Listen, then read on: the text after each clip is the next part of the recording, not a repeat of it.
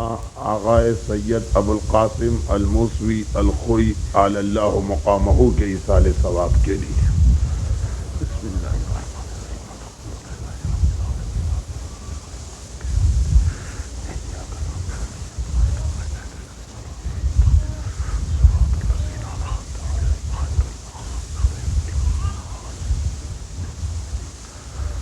اعوذ باللہ من الشیطان اللعین الرجیم بسم اللہ الرحمن الرحیم الحمد للہ الذی الیہ مصائر الخلق وعواقب الامر مجیدا لم یزل محمودا لا یزال نحمده علی نوام فضلہ وامتنانہ ونیر لطفہ وبرہانہ راح المدعوات بارئ المسموکات جبار الارضین والسماوات والصلاة والسلام والتحیۃ والاکرام علی الرسول الأمی الدافع جیشات الاباطیل والدامغ صولات الأضالیل سیدنا المعید بشیرنا المسدد نذیرنا المجدد المصطفى الامجد والمحمود الاحمد ابی القاسم محمد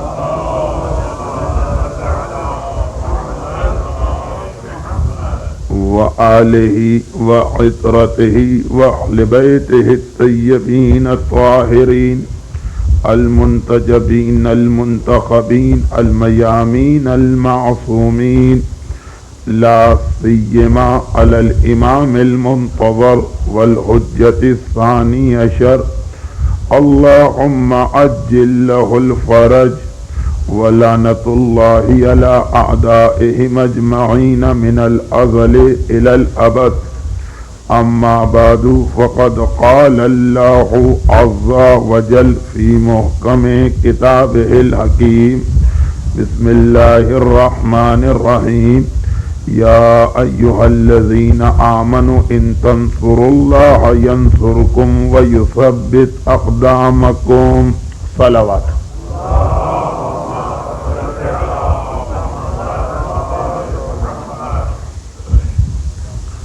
تربیت اولاد کے عنوان پر گفتگو جاری تھی، لیکن مرجع عالی قدر کی رحلت نے شرعی ذمہ داری یہ قرار دی کہ موضوع کو بدل دیا جائے، اور چونکہ آج کی مجلس عشرہ سفر کی مجالس کے سلسلے کی میری آخری گفتگو ہے، اور اس کے بعد انشاءاللہ مولانا جان علی شاہ کاظمی صاحب قبلہ کا بیان شروع ہونے والا ہے۔ اس اعتبار سے اب میں کوشش بھی کروں تو اس موضوع کو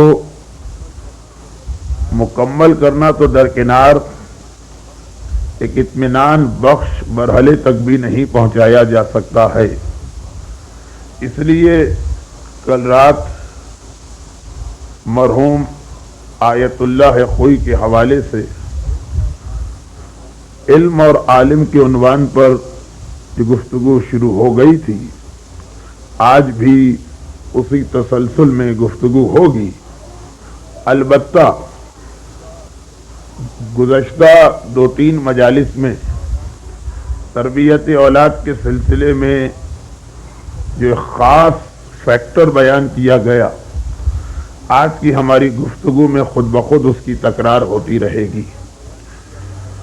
کل بیان کیا جا رہا تھا کہ ایک عام عالم کی موت کو بھی اللہ کے رسول نے موت العالم موت العالم کہہ کے ساری کائنات اور ساری یونیورس کی موت قرار دیا ہے، تو کہاں ایک ایسی عظیم شخصیت جو مرجعیت کے مقام پر فائز ہے، اور بار بار معصومین نے ہم کو یہ بتایا کہ چاہے بظاہر تمہیں احساس نہ ہو رہا ہو، لیکن جس وقت ایک عالم اس دنیا سے اٹھتا ہے تو اس دنیا میں جو اس کا اسپریچول پہلو یا روحانی پہلو ہے اس میں جو تبدیلیاں آ رہی ہوتی ہیں ذرا اس پہ غور کیا کرو۔ معصوم ارشاد فرماتے ہیں کہ جس وقت کسی عالم باعمل کا انتقال ہوتا ہے تو یہ زمین جس نے ایک طویل عرصے تک اس عالم باعمل کو اپنے اوپر حمل کیا، جس نے اس عالم باعمل کا وجود اپنے اوپر اٹھایا، یہ زمین اس کے غم میں رو رہی ہوتی ہے۔ وہ آسمان کے جس نے ایک طویل عرصے تک کسی بھی عالم باعمل کے سر پہ سایہ کیا، ایک عالم کا انتقال اس آسمان کو رونے پہ مجبور کرتا ہے۔ ہمیں اور آپ کو نہیں معلوم زمین اور آسمان کا رونا کس طرح ہے، لیکن معصوم یہ بیان فرما رہے ہیں کہ چاہے تم دیکھو یا نہ دیکھو، ایک عالم کے وجود سے محرومی دنیا کو رلا رہی ہے، ایک عالم کے وجود سے محرومی آسمان کو رلا رہی ہے۔ اور پھر معصوم کی حدیث کا سلسلہ آگے بڑھ رہا ہے۔ امام فرما رہے ہیں کہ وہ مسجد روتی ہے کہ جس میں اس نے عبادتیں انجام دی ہیں، وہ محراب اس کا غم کرتی ہے کہ جس میں وہ ایک طویل عرصے تک کھڑا رہا ہے، وہ مدرسہ، وہ منبر، وہ مصلی اس عالم کے وجود سے محرومی پہ ہر ایک رو رہے ہیں اور آنسو بہا رہے ہیں۔ آیت اللہ خوئی جیسا مرجے 96 سال کی اس دنیاوی زندگی میں کتنی ہی مسجدوں کو اپنے وجود سے رونق بخشی، 96 سال کے اس دنیاوی زندگی کے پیریڈ میں کتنے ہی مدارس ایسے ہیں کہ جنہوں نے اس عالم کے علم سے استفادہ کیا۔ وہ تمام مقامات، یہ سارے معصوم کے جملے جو میں نے شاید کل بھی کہیں کہا تھا کہ وقت کی کمی بعض اوقات پوری حدیث اور ریفرنس کو بیان کرنے سے روک دیتی ہے، لیکن یہ امام کے جملے ہیں کہ زمین میں جہاں جہاں اس کے قدم پڑے ہیں وہ قطع زمین رو رہا ہے۔ زمین کا وہ ٹکڑا جہاں پہ اس کی پیشانی بارگاہ الہی میں سجدے کے عالم میں مس ہوئی تھی، زمین کا وہ ٹکڑا آنسو بہا رہا ہے۔ ہمیں نہیں معلوم، آپ کو نہیں معلوم، ہمارے اور آپ کے لیے یہ دن بھی ایک نارمل دن کی طرح، ایک عام دن کی طرح ہے۔ اپنے گھر میں میت ہو جاتی ہے تو انسان کی کیفیت ضرور بدلا کرتی ہے، لیکن امام کہہ رہے کہ کائنات، وہ روحانی کائنات، وہ اس کائنات کا جو اسپریچول پہلو ہے وہ سب اس وقت غم کے عالم میں ہے۔ محاورتاً ہر ایک سیاہ پوش ہے، محاورتاً یہ عالم غم کر رہا ہے۔ ایک عالم اٹھ گیا، اب ہم اس کی عبادتوں سے محروم ہو گئے، اب ہم اس کے سجدوں سے محروم ہو گئے۔ منبر رو رہا ہے، اب ہم اس کے علم سے محروم ہو گئے۔ محراب رو رہی ہے کہ اب ہم اس کے پیچھے نماز جماعت پڑھنے سے محروم ہو گئے۔ عالم کی یہ تمام چیزیں جن کا تعلق پروردگار عالم کی عبادت سے ہے، یہ سب کے سب غم کر رہے ہیں۔ لیکن تاریخ تشیع مرجعیت کا ایک ایسا تابناک دور ہمارے سامنے پیش کر رہی جس میں آیت اللہ خوئی نہ پہلی شخصیت ہے نہ آخری شخصیت ہے، یہ اللہ کا احسان ہے اور محمد والے محمد کا طفیل ہے کہ ہمیں اپنی تاریخ میں ایک سے ایک عظیم مرجع عطا ہوا۔ یقیناً جس شان کا ہمارا امام ہے وہ اپنے نائب کو بھی اسی منزل پہ پہنچا دیتا ہے، اس شان کا وہ نائب امام بن جاتا ہے۔ عالم اسلام میں کل بھی میں نے کہا تھا کہ اس وقت علم اور تجربے کے اعتبار سے کسی بھی مسلمان مکتب فکر کے پاس ایسا جلیل القدر عالم دین نہ تھا۔ ایسا نہیں ہے کہ فقط حکومت اسلامی ایران نے اگر 3 دن کا سرکاری سوگ منایا ہے یا عراق کی یہ ظالم حکومت اسی سیاست کا مظاہرہ کرتے ہوئے جو ہارون رشید کی سیاست تھی کہ پہلے 7ویں امام کو شہید کیا جاتا ہے اور اس کے بعد اظہار غم کیا جاتا ہے، جو مامون رشید کی سیاست تھی کہ پہلے 8ویں امام کو انگوروں میں زہر دیا جاتا ہے اور پھر جنازہ اٹھتا ہے تو آنسو بہاتے ہوئے گریبان چاک کر کے جنازے کے ساتھ چلتا ہے۔ حکومت عراق جیسی ظالم حکومت کو بھی مجبوراً یہ اعلان کرنا پڑا کہ 3 دن کا سرکاری سوگ منایا جا رہا ہے۔ یہ جملے میں اس لیے کہہ رہا کہ اب تو بات اس خبر کے صحیح ہونے میں کوئی شک و شبہ نہ رہا تو یہی نہیں کہ فقط ان مقامات پہ یہ سوگ ہے، اس کائنات کی ہر وہ چیز، اس کائنات کی ہر وہ شخصیت جو امام سے منسلک ہے، جو امام سے مربوط ہے، جب یہ دیکھ رہی کہ امام اپنے نائب کے غم میں 40 دن کی صف عزا بچھا کے بیٹھے ہیں تو آپ اندازہ کر سکتے ہیں کہ جن جن کا حاکم امام ہے ان سب کی کیا کیفیت ہوگی۔ امام ہی ہیں جنہوں نے مرجعیت کا یہ انسٹیٹیوشن یا ادارہ ہم کو عطا کیا ہے۔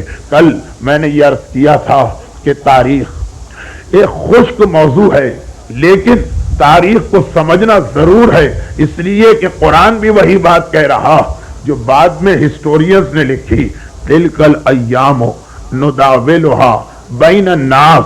قرآن اعلان کر رہا ہے کہ یہ جو ہم ماضی کے قصے سنا رہے ہیں تو اس لیے نہیں کہ قرآن صرف کہانی یا اسٹوری سنانے کی کوئی بک ہے، بلکہ اس لیے کہ یہی پیریڈ، یہی زمانہ گھوم گھوم کر انسانوں کے سامنے آتا رہے گا۔ نداولها بین الناس، یہ دن انسانوں کے بیچ میں گردش کرتے رہیں گے۔ ہسٹری ریپیٹس اٹ سیلف، قرآن یہ اصول دے رہا ہے۔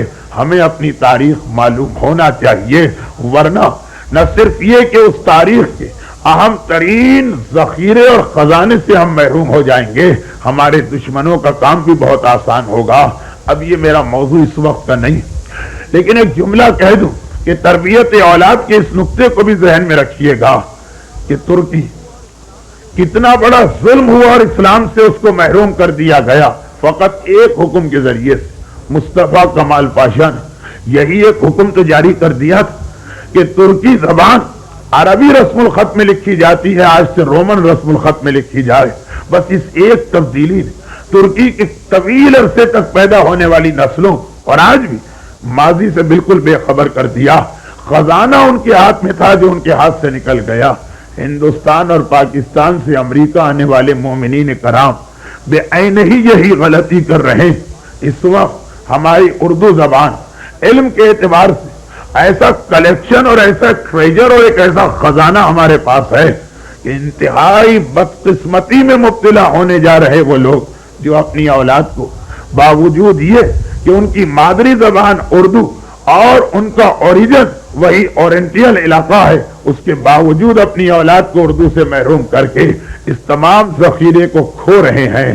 انگریزی اس منزل تک پہنچتے پہنچتے پتہ نہیں کتنا وقت لے اور معلوم نہیں پہنچ بھی پائے یا نہیں پہنچ پائے، لیکن کسی بھی قوم کو اس کے ماضی سے کاٹ کر اس کے حال کو تباہ کیا جا سکتا ہے۔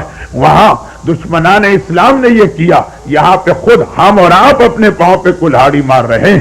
ہماری تاریخ جو اگرچہ شروع ہوتی ہے رسالت کے زمانے سے، لیکن یہ پوری تاریخ تو ایک مجلس میں بیان نہیں ہو سکتی۔ صرف اتنا بتایا جائے کہ مرجعیت کا یہ ادارہ کس انداز سے قائم ہوا، اور تمہید کے طور پر یہ گزارش بھی کر دی جائے کہ دو چیزیں ایسی جن کو سمجھنا بہت ضروری ہے۔ پتہ نہیں کہاں سے یہ غلط فہمی ہمارے یہاں خصوصیت کے ساتھ یعنی انڈیا اور پاکستان میں آ گئی کہ امامہ، ابا اور قبا، جب کوئی انسان ایک سرٹن لیول تک تعلیم حاصل کرتا اس کے بعد اسے یہ امامہ اور ابا اور قبا پہننے کی اجازت دی جاتی۔ پتہ نہیں یہ خیال کہاں سے آ گیا، چنانچہ یہ تصور کیا جاتا کہ جس کے جسم پہ یہ لباس عالم ہے، جسے ہم لوگ اپنے حوضے میں لباس روحانی کہتے ہیں، کہ جس کے جسم پر یہ عالم کا لباس ہے وہ ضرور ایک لیول تک بلکہ کسی بڑے لیول تک تعلیم حاصل کر چکا۔ یہ سراسر غلط فہمی اور دھوکہ، بلکہ ہمارا حوضہ علمیہ جو عراق اور ایران میں، اس میں جو شخص اجتہاد کی KG کی کلاس میں داخل ہوتا اس کے لیے بھی پہلی شرط یہ ہے کہ یہاں کا یونیفارم ہے کہ تمہیں امامہ پہننا ہے، ابا پہننا ہے اور قبا پہننا۔ امامہ، ابا اور قبا علم کے کسی مرحلے پر پہنچ کے کسی کو اجازت نہیں ملتی، بلکہ جس وقت وہ الف بے پڑھنے کے لیے داخل ہوتا اس وقت اس کی یہ یونیفارم قرار پاتی۔ یہی وجہ کہ حوضہ علمیہ آپ کو 10-10 اور 12-12 سال کے وہ بچے نظر آئیں گے کہ چونکہ وہ حوضے میں پڑھنے گئے ہیں تو ان کے سروں پہ امامہ ہے اور جسموں پہ ابا اور قبا، اور ایک ایسا لباس کہ جس وقت کوئی بچہ 5 سال کی عمر میں بھی حوزے میں اجتہاد کی تعلیم کے لیے داخل ہوتا، اس وقت اس کے جسم پہ یہ عمامہ آتا، اور اگر مرج وقت امام خمینی اور آیت اللہ خود جیسی شخصیت تو ان کے جسم پہ بھی یہی لباس ہوتا۔ وہ KG پڑھنے والے سے لے کر ایک غیر معصوم جو آخری لیول تک پہنچ سکتا ہے وہاں تک پہنچنے والے عالم سب کے جسم پہ ایک ہی لباس، یہ قابل احترام لباس، لیکن اس لباس سے علم کا کوئی تعلق نہیں، بایمان کہ یہ ضروری نہیں ہے کہ جس کے جسم پہ یہ لباس تو وہ ضرور یا مجتہد بن چکا ہوگا یا مجتہد بننے کے قریب ہوگا یا امریکہ کی اصطلاح میں اجتہاد کے گریجویشن کے مرحلے میں داخل ہوگا۔ جی نہیں، جی نہیں، پری پرائمری جسے کہا جاتا ہے، کنڈرگارٹن جسے کہا جاتا، ہمارے اجتہاد میں جو وہ چیز ہے وہاں سے یہ یونیفارم شروع ہو جاتا۔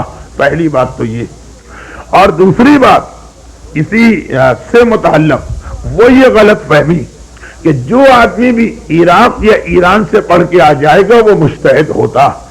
ہمارے یہاں لفظ کے معنی بدل گئے اور الفاظ مردہ تو نہیں، زندہ لفظ کے معنی میں تبدیلی آتی رہتی، لیکن کچھ غلط فہمیاں ذہنوں سے دور ہونا چاہیے۔ مجتہد کا لفظ انڈیا اور پاکستان میں اس کا مطلب یہی تھا کہ جو بھی عراق اور ایران جائے اور پڑھ کر آ جائے، کیا پڑھے، کتنا پڑھے، کس لیول تک پڑھے، اس سے تعلق نہیں تھا، اور دھوکہ ہو جاتا تھا اسی لیے کہ خود شریعت کے اعتبار سے مجتہد کے معنی کچھ اور، ہماری زبان کے اندر مجتہد کے معنی کچھ اور ہو گئے، جس کی وجہ سے یہ دو لفظ مکس اپ ہو جاتے ہیں۔ خود ہمارے مذہب اور ہمارے عقیدے کے اعتبار سے عراق اور ایران میں پڑھ کے آنے والے کو مجتہد نہیں کہتے، بلکہ مجتہد اسے کہتے ہیں۔ لباس کا تعلق نہیں ہے علم کے کسی معیار سے، اجتہاد کا تعلق ہے علم کے معیار سے، کہ جب انسان اس آخری مرحلے پہ پہنچ جاتا کہ قرآن اور حدیث سے تمام مسائل دین کو حل کر سکتا، قرآن اور حدیث سے تمام مسائل دین کو حل کر سکتا، ایک آخری لیول ہوتا، تب وہ مجتہد بنتا۔ اور نارملی اجتہاد کی تعلیم کے لیے ایک عام ذہن کے بچے کو 30 سال اور ذرا جینیس ہو تو 25 سے 20 سال لگتے ہیں۔ وہ ایک ایکسٹرا آرڈنری کچھ ایگزامپل ہیں کہ 10 سال یا 8 سال میں کوئی مجتہد بن گیا، لیکن عام طور پر 20-22 سال اس تعلیم کو حاصل کرنے میں لگتے ہیں۔ اور ہمارے یہاں ہندوستان اور پاکستان کیونکہ ایک سیٹ اپ ایسا کہ ہر باپ اور ہر ماں اپنی اولاد سے یہ توقع رکھتے ہیں کہ 20-22 سال کا ہو گیا تو نہ صرف یہ کہ اپنا خرچ خود برداشت کرے بلکہ فیملی کے لیے ایک ارننگ ممبر بنے۔ اس لیے ہمارے یہاں کتنی ہی صلاحیتیں والدین کی اس ڈیمانڈ کی وجہ سے قتل ہو کے رہ گئیں، اور کتنی ہی ایسی عظیم شخصیتیں جو اجتہاد تو اجتہاد ذہنی اعتبار سے مرجعیت کی منزل پہ پہنچ سکتے، لیکن ہمارے معاشی مسئلے نے ان تمام شخصیتوں کو اپنی تعلیم نامکمل چھوڑ کے واپس آنے پہ مجبور کر دیا، کیونکہ ہمارے معاشرے میں وہ نظام بھی نہیں ہے جو عراق اور ایران میں، کہ اگر عراق اور ایران کسی خاندان کا شخص علم دین حاصل کرنے جاتا تو پورا خاندان، پورا محلہ، پورا شہر اسے اپنے لیے ایک فخر کی چیز سمجھتا۔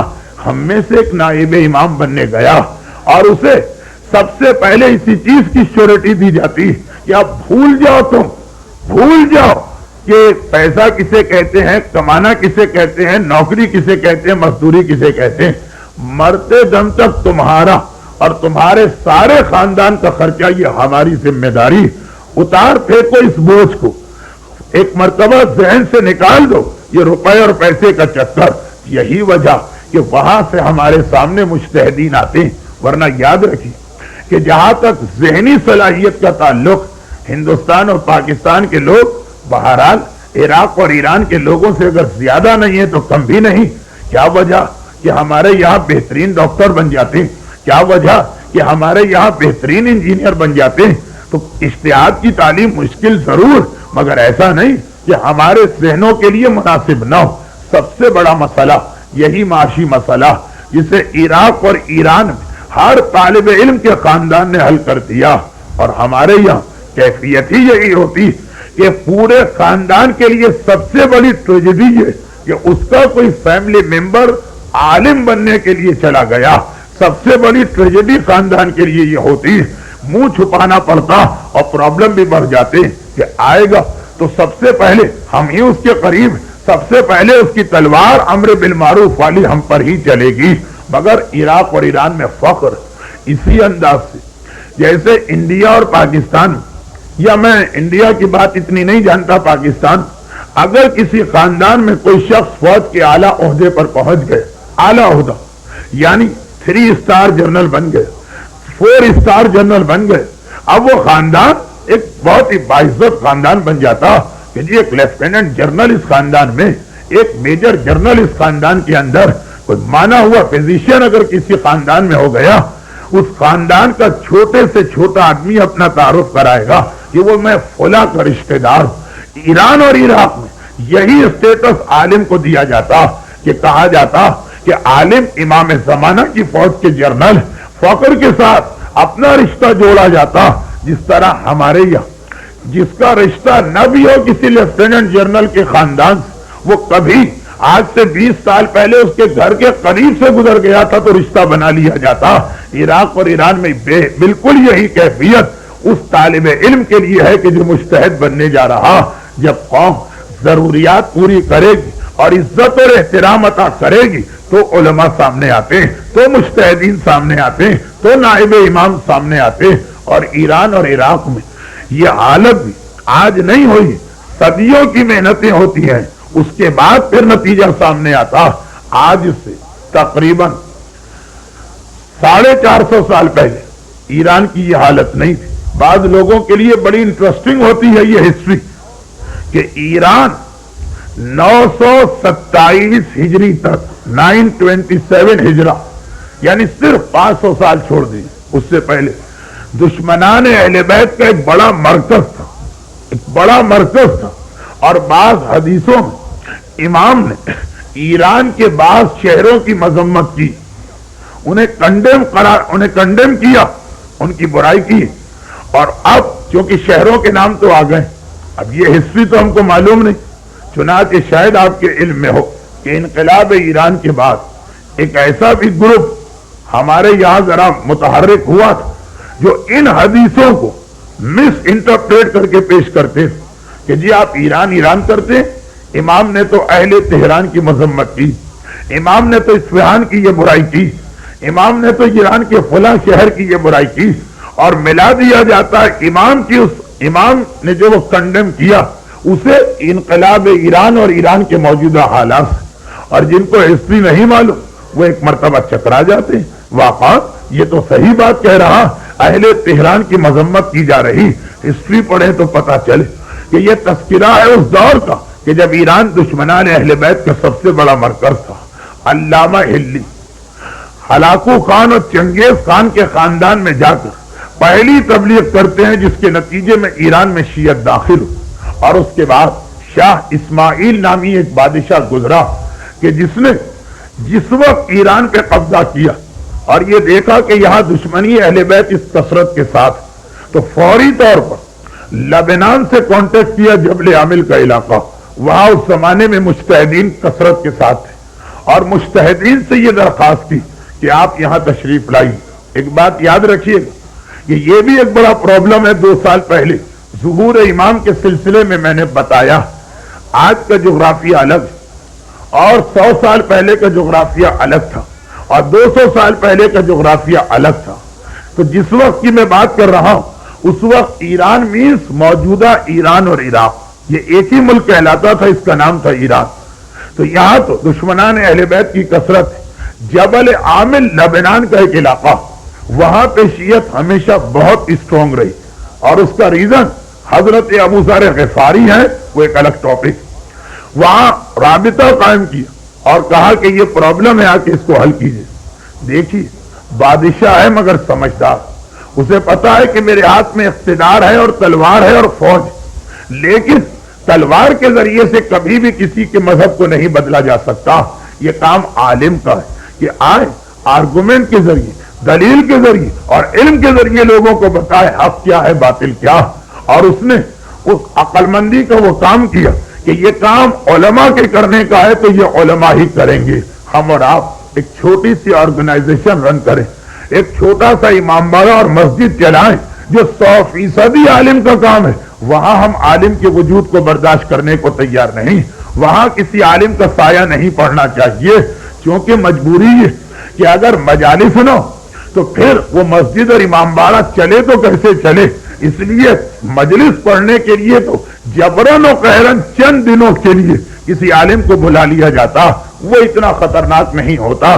10 دن مجلس پڑھے گا پھر جانا ہی پڑے گا, پھر تو ہم ہیں اور ہماری حکومت ہے. اور بعض جگہ تو لوگ اس سے بھی ڈرتے ہیں کہ کوئی خطرناک اور غلط قسم کا عالم نہ آ جائے کہ 10 دن کے اندر کوئی ایسی چینج لے کر آ جائے کہ ہماری حکومت ہمارے ہاتھ سے نکل جائے. تو بہتر یہی کہ یہ مجالس بھی کسی عالم سے کیوں پڑھوائی جائیں.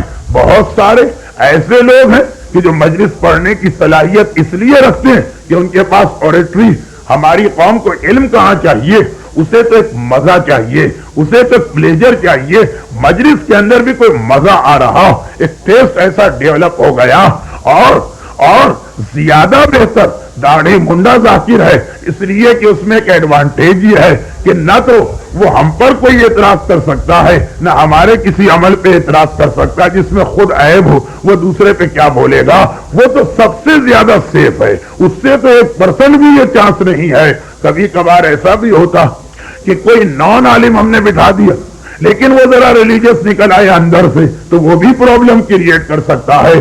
چھوٹی سی مسجد, ایک امام باڑہ. میں یہ جملہ کہاں کہہ رہا تھا لیکن حال ہی میں نے کہیں کہا کہ لوگ آتے ہیں اور بڑے فخر کے ساتھ کہتے ہیں کہ مولانا اب ذرا دیکھیے اس امریکہ کے اندر ہم نے اسلام کو کتنا پھیلا دیا. اس سال 46 مقامات پر محرم کی مجلسیں ہوئیں, 46 مقامات پر اتنی ہماری آبادی.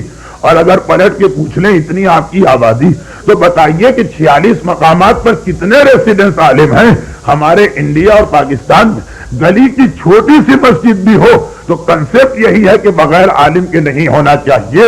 اور دوسری جانب بڑے بڑے شہر جو دنیا کے بڑے بڑے شہروں میں آتے ہیں جہاں 5 سے 10 ہزار کا مجمع کوئی بات ہی نہیں ہے, وہ تک عالم کے وجود سے خالی ہے, کیونکہ خطرہ ہے کہیں عالم نہ آ جائے. تو پھر اس طرح سے تو ہماری مسجد نہیں چل سکتی جیسی ہم چلا رہے ہیں. کہ میں یہ آپ کو اس نارتھ امریکہ کی صحیح بات بتا رہا ہوں جو بغیر کسی شک و شبہ کے ہے کہ پھر اس طرح مسجد کہاں چلائی جائے گی کہ داڑھی منڈے کو آگے کھڑا کر کے اس کے پیچھے نماز پڑھ لی جائے. وہ تو اسی وقت ہوگا جب کنٹرول غیر عالم کے ہاتھ میں ہو, جب کنٹرول فاسق و فاجر کے ہاتھ میں ہو. یہ کیسے ہو سکتا ہے کہ امام باڑہ چل رہا ہے, امام باڑے کے چلنے سے ہمارا گھر بھی چلے, اگر عالم آ جائے تو یہ کیسے ہوگا. ایک ایسا ہمارے نزدیک اس وقت نارتھ امریکہ میں جہاں اتنے پڑھے لکھے لوگ ہیں اور اتنی معمولی سی بات نہیں سمجھ پا رہے ہیں کہ آپ کو جیسا مسئلہ پیش آتا آپ اسی فیلڈ کے ماہر کے پاس جاتے ہیں. آپ تو پروفیشنلز کے بہت زیادہ عادی ہو چکے ہیں. تو اتنا بڑا مسئلہ دین کی بات جس پر ہماری آخرت کا دار و مدار ہے, جس پر ہماری ریئل لائف ڈیپینڈ کر رہی ہے, جہاں سے ہماری اصل زندگی شروع ہونے والی ہے, وہ ہم نے ان لوگوں کی سپرد کر دیا ہے جن کے بارے میں ہم کو خود بھی معلوم ہے کہ ان کی نالج کیا ہے اور ان کا کیریکٹر کیا ہے اور وہ کتنے پانی کے اندر ہیں. فقط خلوص کے ساتھ ثواب لینے کا مسئلہ نہیں ہے. اس مسئلے پہ کبھی غور کریں. آپ کے ملک میں چلے انڈیا اور پاکستان کے دیہاتوں میں کبھی ایسی بات سامنے آ جائے تو آدمی سوچ سکتا ہے کہ ان بیچاروں کو کیا معلوم, لیکن ایسا پڑھا لکھا ملک کہ جو پروفیشنل اس کی اہمیت کو سمجھنے والے ہیں, دین کا کام عالم سے نہیں لینا ہے. ایران میں اتنی بڑی چینج کیوں آئی, ایران میں ایسا عظیم انقلاب کیوں آیا, اور ایران میں ہمارا حوزہ علمیہ اتنا اسٹرانگ اور اتنا ویل اسٹیبلش کیوں ہے. ذرا ریزن دیکھیے. اس بادشاہ کو بھی پتا ہے کہ یہ کام عالم کا ہے تو عالم کر سکتا, جبکہ اس کے پاس پاور تھی, تلوار تھی. تلوار تو وہ کہ اس سے آدمی بہت کچھ تبدیلی لا سکتا, لیکن وہ عارضی تبدیلی ہوا کرتی. عالم کو بلایا. شیخ بہائی ایک عظیم مرجع ہے ہماری تاریخ کے, لیکن کیا شکایت کی جائے, جب ہمارے بچوں کو اب 12 اماموں کے نام یاد نہیں تو ہم یہ کیا توقع کریں کہ وہ ہمارے ان علماء کا تذکرہ سنیں گے جنہوں نے ہم پر احسان کیا. یہ ان کا احسان ہے کہ آج ہم شیعہ, یہ ان کا احسان ہے کہ آج ہم محب اہل بیت.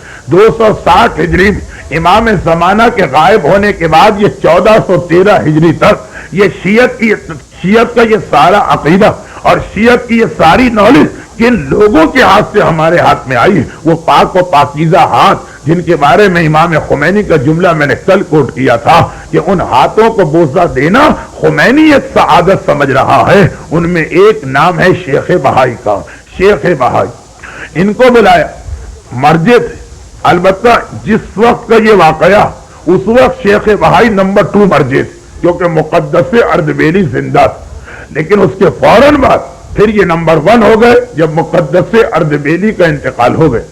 بہرحال نمبر 2 مرجع ہی صحیح ایران میں آ گئے اور آتے ہی پہلی بات یہی بتائی، اب شاہ عباس کا زمانہ آ چکا تھا۔ شاہ عباس وہ اکبر اعظم جو انڈیا میں ہے اس کے زمانے میں تھا، اور عباس دا گریٹ اب تک اس کو ہسٹری میں لکھا جاتا، عباس دا گریٹ، یعنی ساری دنیا کے ہسٹورین مانتے ہیں۔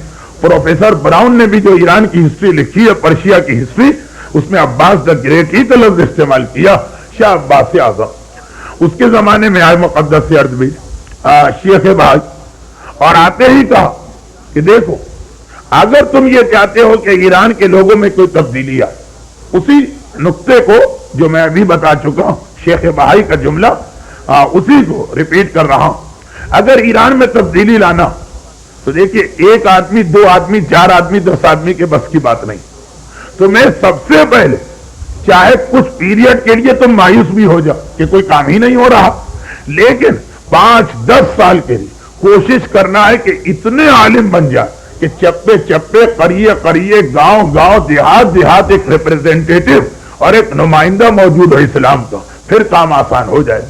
اس طرح کام اسلام کا کام تو نہیں ہو سکتا کہ ایک سینٹر بنا کے ہیڈ کوارٹر بنا کے ایک آدمی کو بٹھا دے، ایک طرف ٹیلی فون رکھا ہے ایک طرف فیکس رکھا ہے، پورے امریکہ کے اندر تبلیغ ہو جائے، یہ ناممکن آج بھی ہے، ناممکن اس وقت بھی۔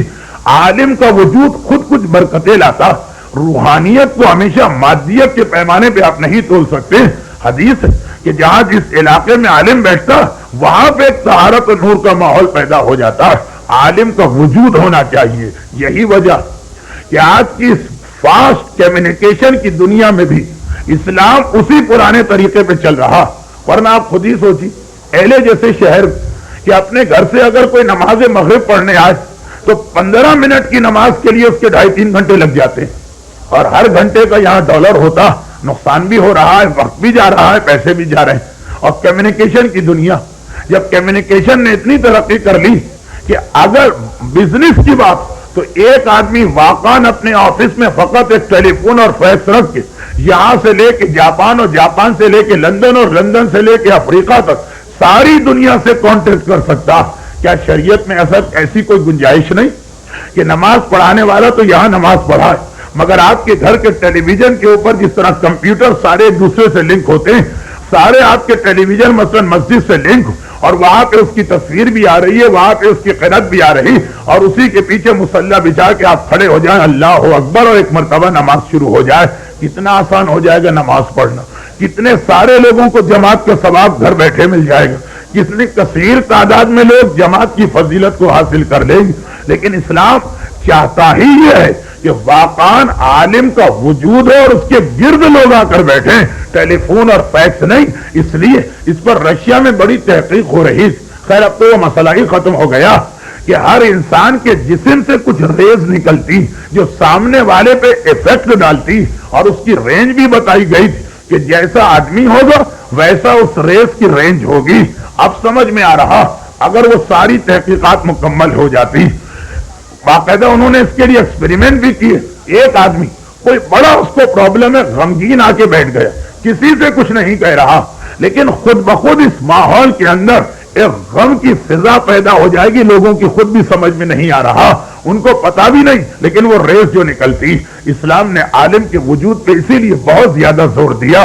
شیخ بہائی نے کہا کہ ہمیں اتنے عالم پیدا کرنا کہ چاہے انسان علماء کی کثرت سے گھبرا جائے، آپ گھبرا جائے، اتنے سارے عالم۔ اب جو بدگمان لوگ ہیں وہ اپنے انداز سے کہتے کہ ارے یہ عالم اتنے عالم ہو گئے ہیں کہ گلی گلی نکڑ نکڑ پان کی دکان کی طرح نظر آ رہے ہیں ہمارے یہاں، کبھی توہین کے انداز میں یہ بھی کہا جاتا مجلسیں زیادہ ہوتی. تو دیکھیے بہت ہی میں اسٹریٹ فارورڈ بات کر رہا ہوں کیونکہ آج میری آخری گفتگو ہے, اور ویسے کھل کے ہمیں دیکھنا کہ کیوں آخر ہمارے درمیان امام خمینی اور آیت اللہ کوئی جیسی شخصیتیں پیدا نہیں ہو رہی. چاہے انسان یہ کہے جب مجلسیں کسی علاقے میں زیادہ ہو جاتی, مجلس میں جائیں گے بھی ضرور اور آ کے کامنٹس بھی کریں گے کہ امام حسین کیا شہید ہوئے, ان لوگوں کی روٹیوں اور روزگار کا انتظام ہو گیا. دیکھیں یہ ہماری قوم کا انداز, سوچنے کا طریقہ, یہ مینٹلٹی.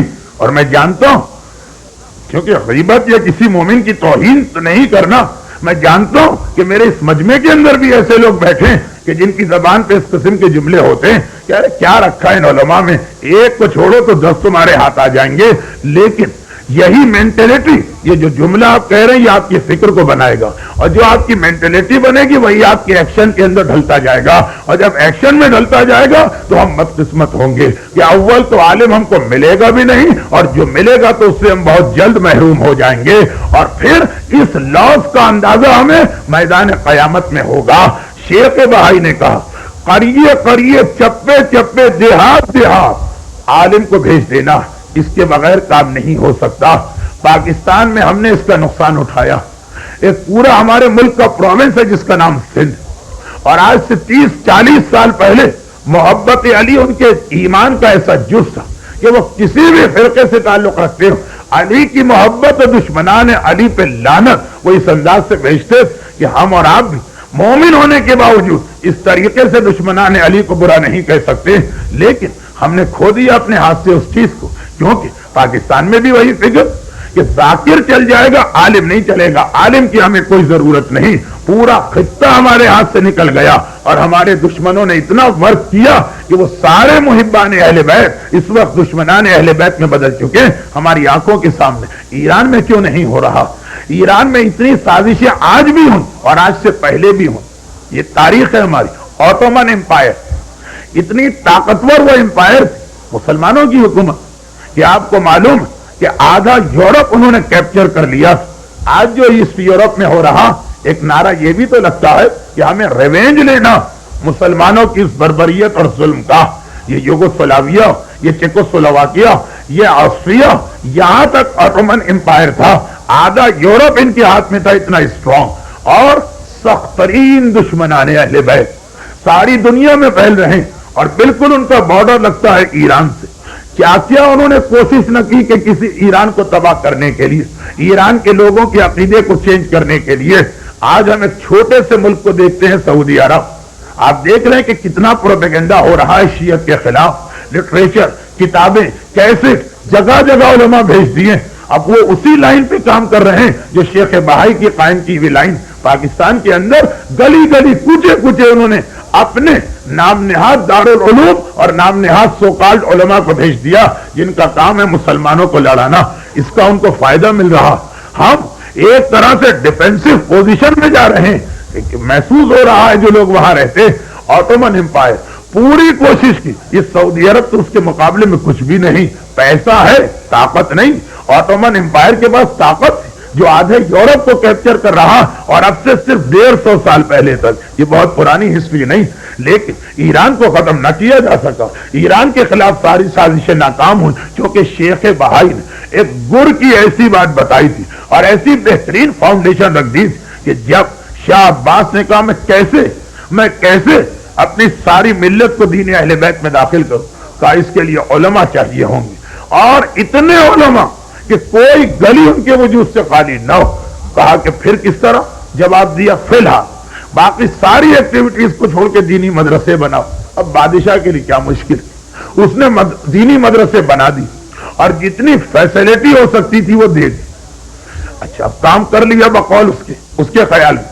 2 مہینے کے بعد وزٹ کرنے آئے, حیران ہو گئے کہ اتنے اٹریکٹیو آفر دیے گئے اور سارے مدرسے خالی.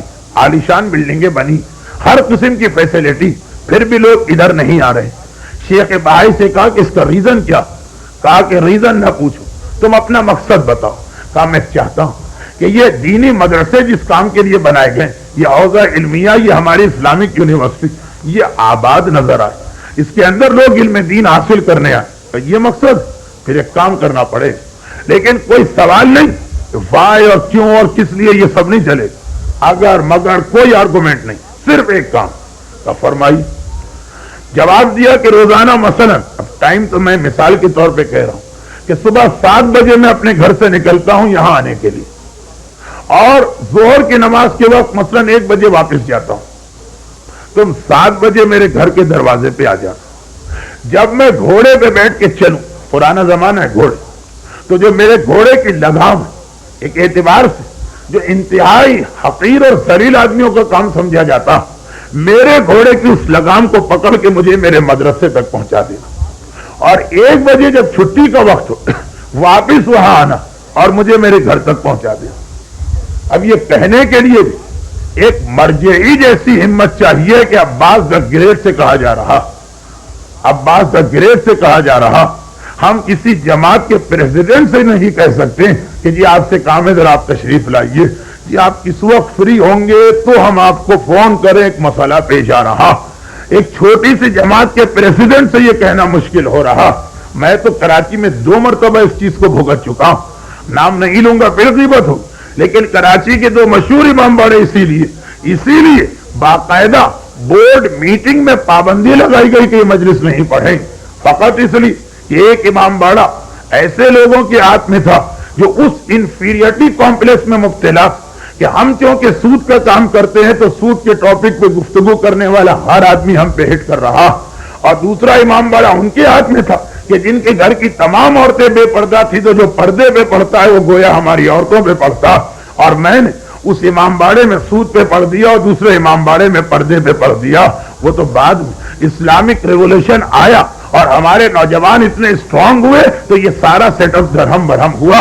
میرے یہ ٹاپک یہ تو انقلاب اسلامی ایران سے پہلے سے چلے آ رہے ہیں، تو میں دیکھتا ہوں کہ جماعت کے ایک چھوٹے سے پریزیڈنٹ سے بات کرنا مشکل ہو جاتی، وہ آتے ہیں کہتے ہیں مولانا ڈیو ٹو سم ریزن آج نماز جماعت 1 گھنٹہ لیٹ ہوگی۔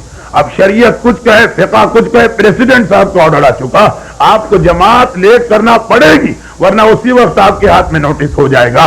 یہ میں کراچی کی بات کر رہا ہوں، یہاں تو امام جماعت کا جھنجٹ ہی لوگ نہیں پالتے ہیں تاکہ یہ پرابلم ہی پیش نہ آئے، خیر وہ ایک الگ بات ہے۔ عباس دا گریٹ حکمران ہے اور اتنا عظیم کہ اس کے نام کا جز بن گیا دا گریٹ عباس اعظم، اور اس سے یہ کہنا میرے گھوڑے کی لگام پکڑ کے جانا ہے اور واپس آنا ہے اور بغیر کوئی ریزن سمجھائے۔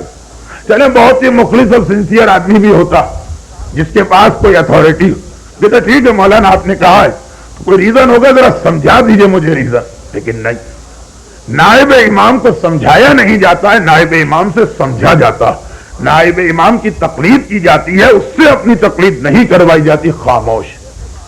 آ گیا اگلے دن صبح اور شیخ بہائی کو لے کے چلا، اب یہ بھی نہیں کہ کوئی رات کا اندھیرا آئے اور کچھ چادر وادر اوڑھ کے آیا کہ کوئی دیکھ نہ لے کہ میں کون، روز روشن پرانا زمانہ، مارکیٹ 7 بجے کھل جاتی، 1 بجے بند ہو جاتی، بالکل پیک کا پیریڈ، اور عباس دا گریٹ بادشاہ کو لوگوں نے دیکھا کہ ایک عالم کے گھوڑے کی لگام پکڑ کے بھرے بازار سے گزر رہا، لیکن نہ کوئی شرمندگی ہے، نہ کسی قسم کا وہ کوئی کمپلیکس فیل کر رہا، نہ ہی اس کا سر جھکا ہوا، فخر سمجھ کے لے جا رہا، لے گیا مدرسے سے، اور ٹھیک 1 بجے کہ شاید نوکر بھی وقت کی اتنی پابندی نہ کرے، وہ ٹائم پہ آ گیا، 5 منٹ پہلے ہی ٹائم پہ آ کے کھڑا، اور جیسے ہی شیخ بھائی باہر آئے واپس گھر تک پہنچایا اور کہا کہ بس اب میری ڈیوٹی ختم، کہا ختم، جاؤ اور 1 مہینے کے بعد مجھ سے مدرسے میں آ کے مل لینا۔ یہ بھی نہیں کہ جو اس سے کہا اس کے بعد اس کو ریزن سمجھا دیں، نہیں چلے جاؤ، 1 مہینے کے بعد مجھ سے آ کے مل لینا۔ 1 مہینے کے بعد مدرسے میں آیا اور سوچتا ہوا آیا کہ پتہ نہیں مجھے کیوں بلایا گیا، لیکن مدرسے میں داخل ہوا اور حیران ہو گیا، کیا یہ وہی مدرسہ جہاں 1 مہینے پہلے میں گیا؟ ارے اتنا رش ہے، بھرا ہوا ہے یہ مدرسہ ان اسٹوڈنٹ سے جو تڑپے جا رہے ہیں کہ ہمیں داخلہ دے دیجیے، ہم علم دین حاصل کرنا چاہتے ہیں۔ اس 1 مہینے میں نہ کوئی پروپیگنڈا ہوا، نہ کوئی پبلسٹی، نہ کوئی نئی ایکسٹرا فیسلٹی اناؤنس کی گئی، یہ ہو کیا گیا، یہ کیا ہو گیا کہ جگہ نہیں مل رہی عباس اعظم کو بھی شیخ بہائی کے پاس جانے کی، لیکن پہنچ گئے اور کہا کہ میں تو پورا مہینہ پریشان رہا کہ آپ نے کیوں بلایا، لیکن وہ بات میں بھول گیا، چھوڑے اسے، یہ میریکل کیسے ہو گیا؟ کہ یہ صرف اس لیے ہوا کہ تم نے میرے گھوڑے کی لگام پکڑی اور مجھے یہاں تک پہنچایا اور مجھے واپس پہنچایا۔ دنیا میں پیسے سے بھی زیادہ انسان عزت کا محتاج ہوتا، عزت کے لیے بھوکا ہوتا۔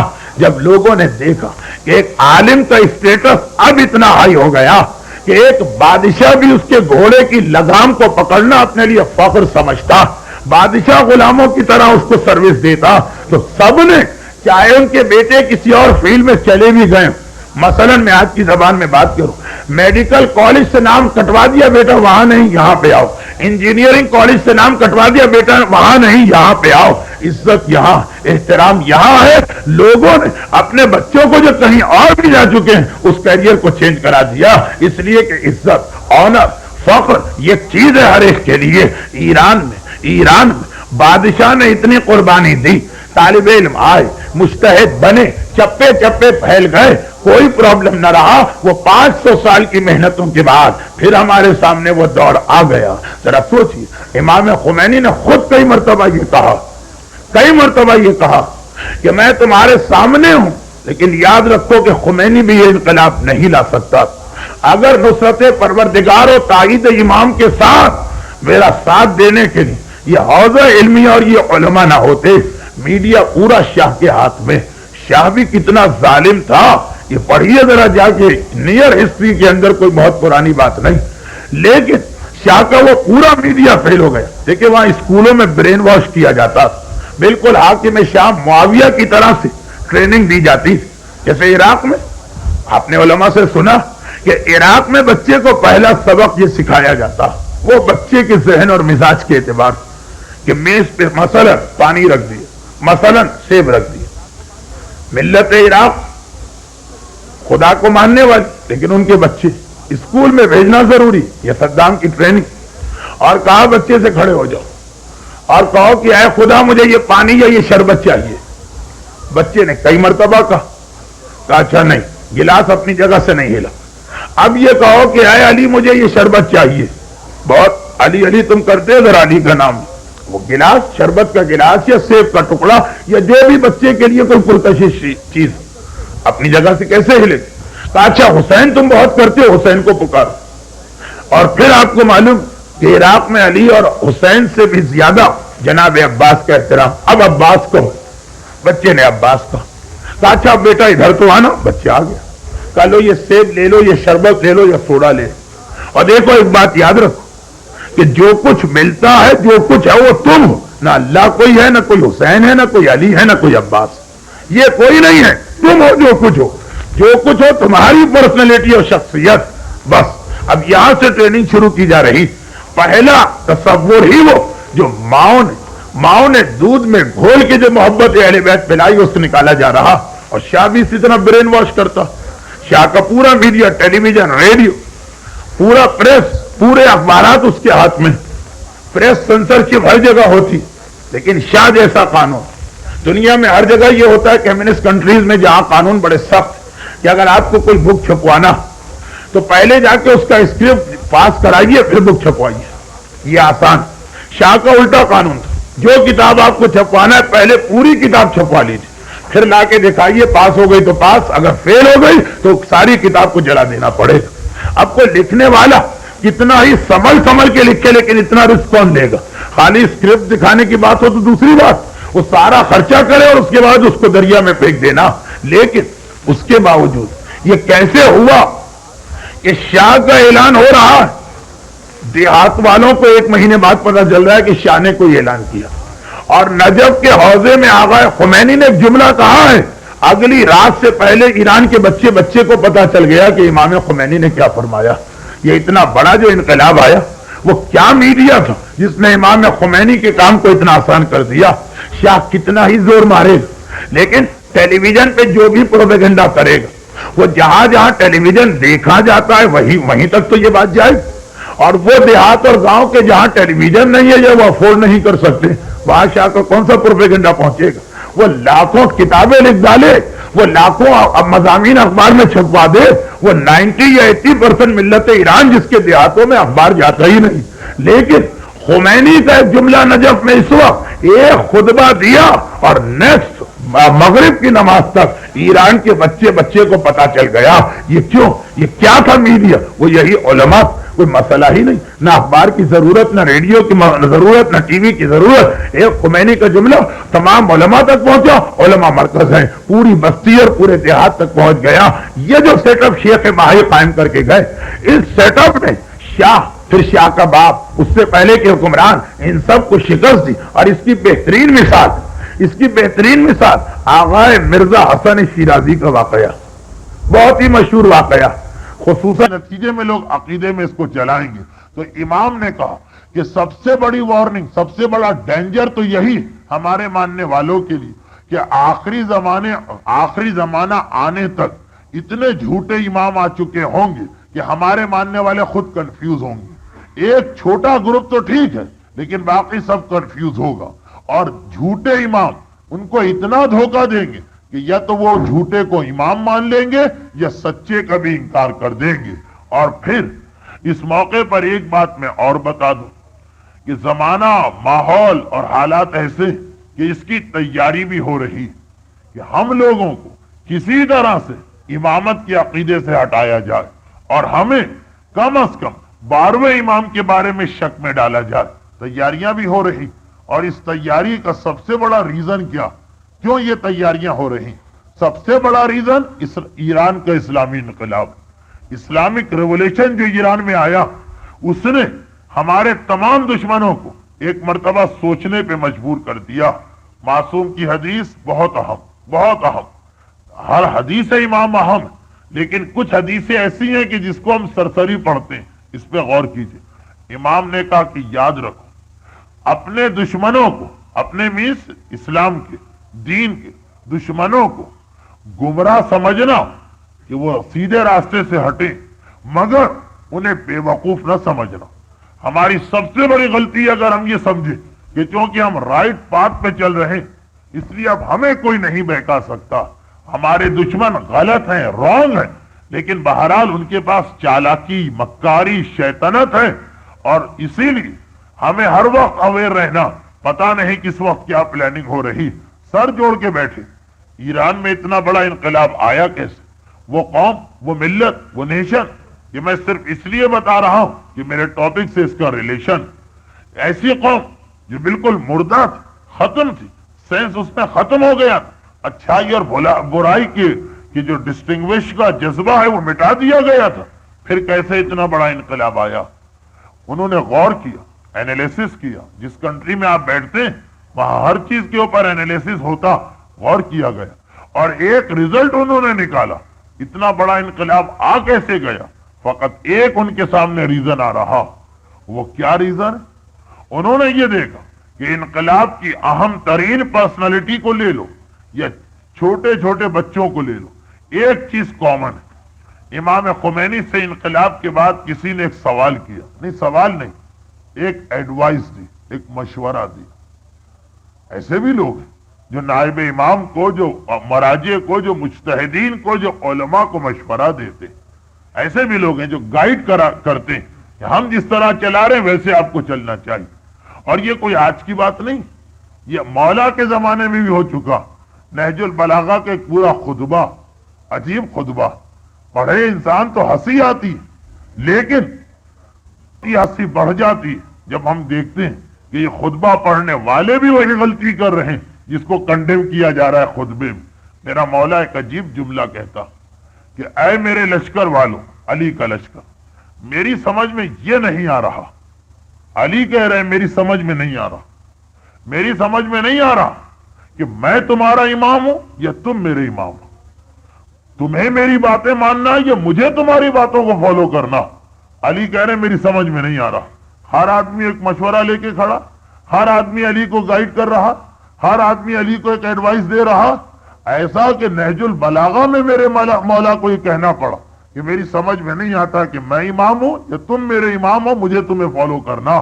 تو یہ علی کے زمانے سے اب تک یہ سلسلہ، امام خمینی کے پاس کوئی پہنچے ایک مشورہ لے کے، اے امام خمینی، ٹھیک ہے ایران کا اسلامی انقلاب بہت بڑا انقلاب ہے، لیکن رہنا تو ہمیں اسی دنیا میں، وہ مشورہ دے رہا کہ دنیا میں رہنا تو بہرحال سپر پاور سے بنا کے رکھنا پڑتی، سپر پاور سے بگاڑ کے ہم دنیا میں نہیں رہ سکتے، دریا میں رہ کے مگرمچھ سے بیر امپاسبل، یہ مشورہ دے رہا ہے امام خمینی کو۔ اور آپ کا تو عجیب طریقہ کہ آپ اس سے بھی لڑ رہے ہیں، اس سے بھی لڑ رہے ہیں، اس کو بھی ناراض کیا ہے، اس کو بھی ناراض کیا۔ اچھا، دین کا کام کرنے والوں پہ یہ الزام بہت جلدی لگ جاتا کہ یہ لڑائی جھگڑا ہر ایک سے کرتے ہیں، یہ ہر ایک ان سے ناراض و ناخوش، اور یہی سب سے بڑی پہچان ہے حق پہ چلنے والوں کی کہ ہر ایک ان سے ناراض، کیونکہ جو ہر ایک کو راضی رکھے اس کا نام منافق اسلام میں بتایا گیا۔ یہ حدیثیں اپنے ٹائم پر آئیں گی۔ تو بہرحال آپ اس سے بھی لڑ رہے، آپ اس سے بھی لڑ رہے، یہ بھی آپ کا مخالف، وہ بھی آپ کا مخالف، تو کیسے پاسبل ہے یہ انقلاب آپ لے آئے؟ اب اسے آگے بھی تو بڑھانا، کیسے پاسبل ہے جب تک کہ سپر پاور کی تائید نہ ہو؟ اچھا، اس نے مشورہ دیا پورے جوش و خروش کے ساتھ۔ امام خمینی نے حیرت کا اظہار کی، یہ کیا کہہ رہا؟ ارے تجھے کس نے بتایا کہ ہم سپر پاور کے خلاف؟ ہمارا تو انقلاب آیا ہی سپر پاور کی مدد سے، اگر وہ ہماری ہیلپ نہ کرتے ہم انقلاب نہیں لاتے۔ خمینی کی کیا طاقت ہے کہ وہ انقلاب لے کے آ؟ یہ تو سپر پاور ہے۔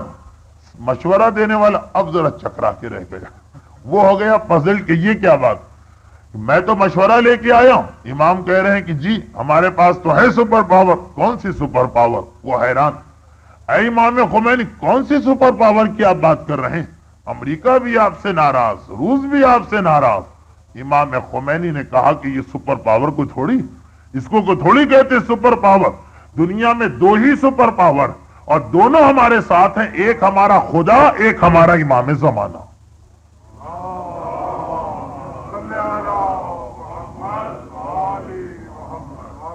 ہمارے دشمنوں نے غور کیا اس جملے کے پیچھے، انہوں نے دیکھا کہ کیا فیتھ بول رہا، کیا بلیو ہے، کیا عقیدہ۔ اور یہ جو بات میں نے ابھی کہی، اس کو پھر پاسداران انقلاب کے ایک سپاہی نے بھی کوٹ کیا۔ وہ سپاہی کہتا، جب امام خمینی تشریف لے آئے تہران کے قریب جو ان کا مکان تھا، اس میں قیام ابتدائی انقلاب کی بات ہے، تو وہ کہتا ہے کہ میری ڈیوٹی رات کو لگتی تھی، میری ڈیوٹی رات کے وقت تھی کہ میں رات کے وقت مکان کی چھت پہ کھڑا ہو کے پہرا دوں۔ رات کا وقت ہے، انقلاب کے شروع میں اس وقت تک ایسا بہترین نظام نہیں تھا سیکیورٹی کا جو آج ہو گیا۔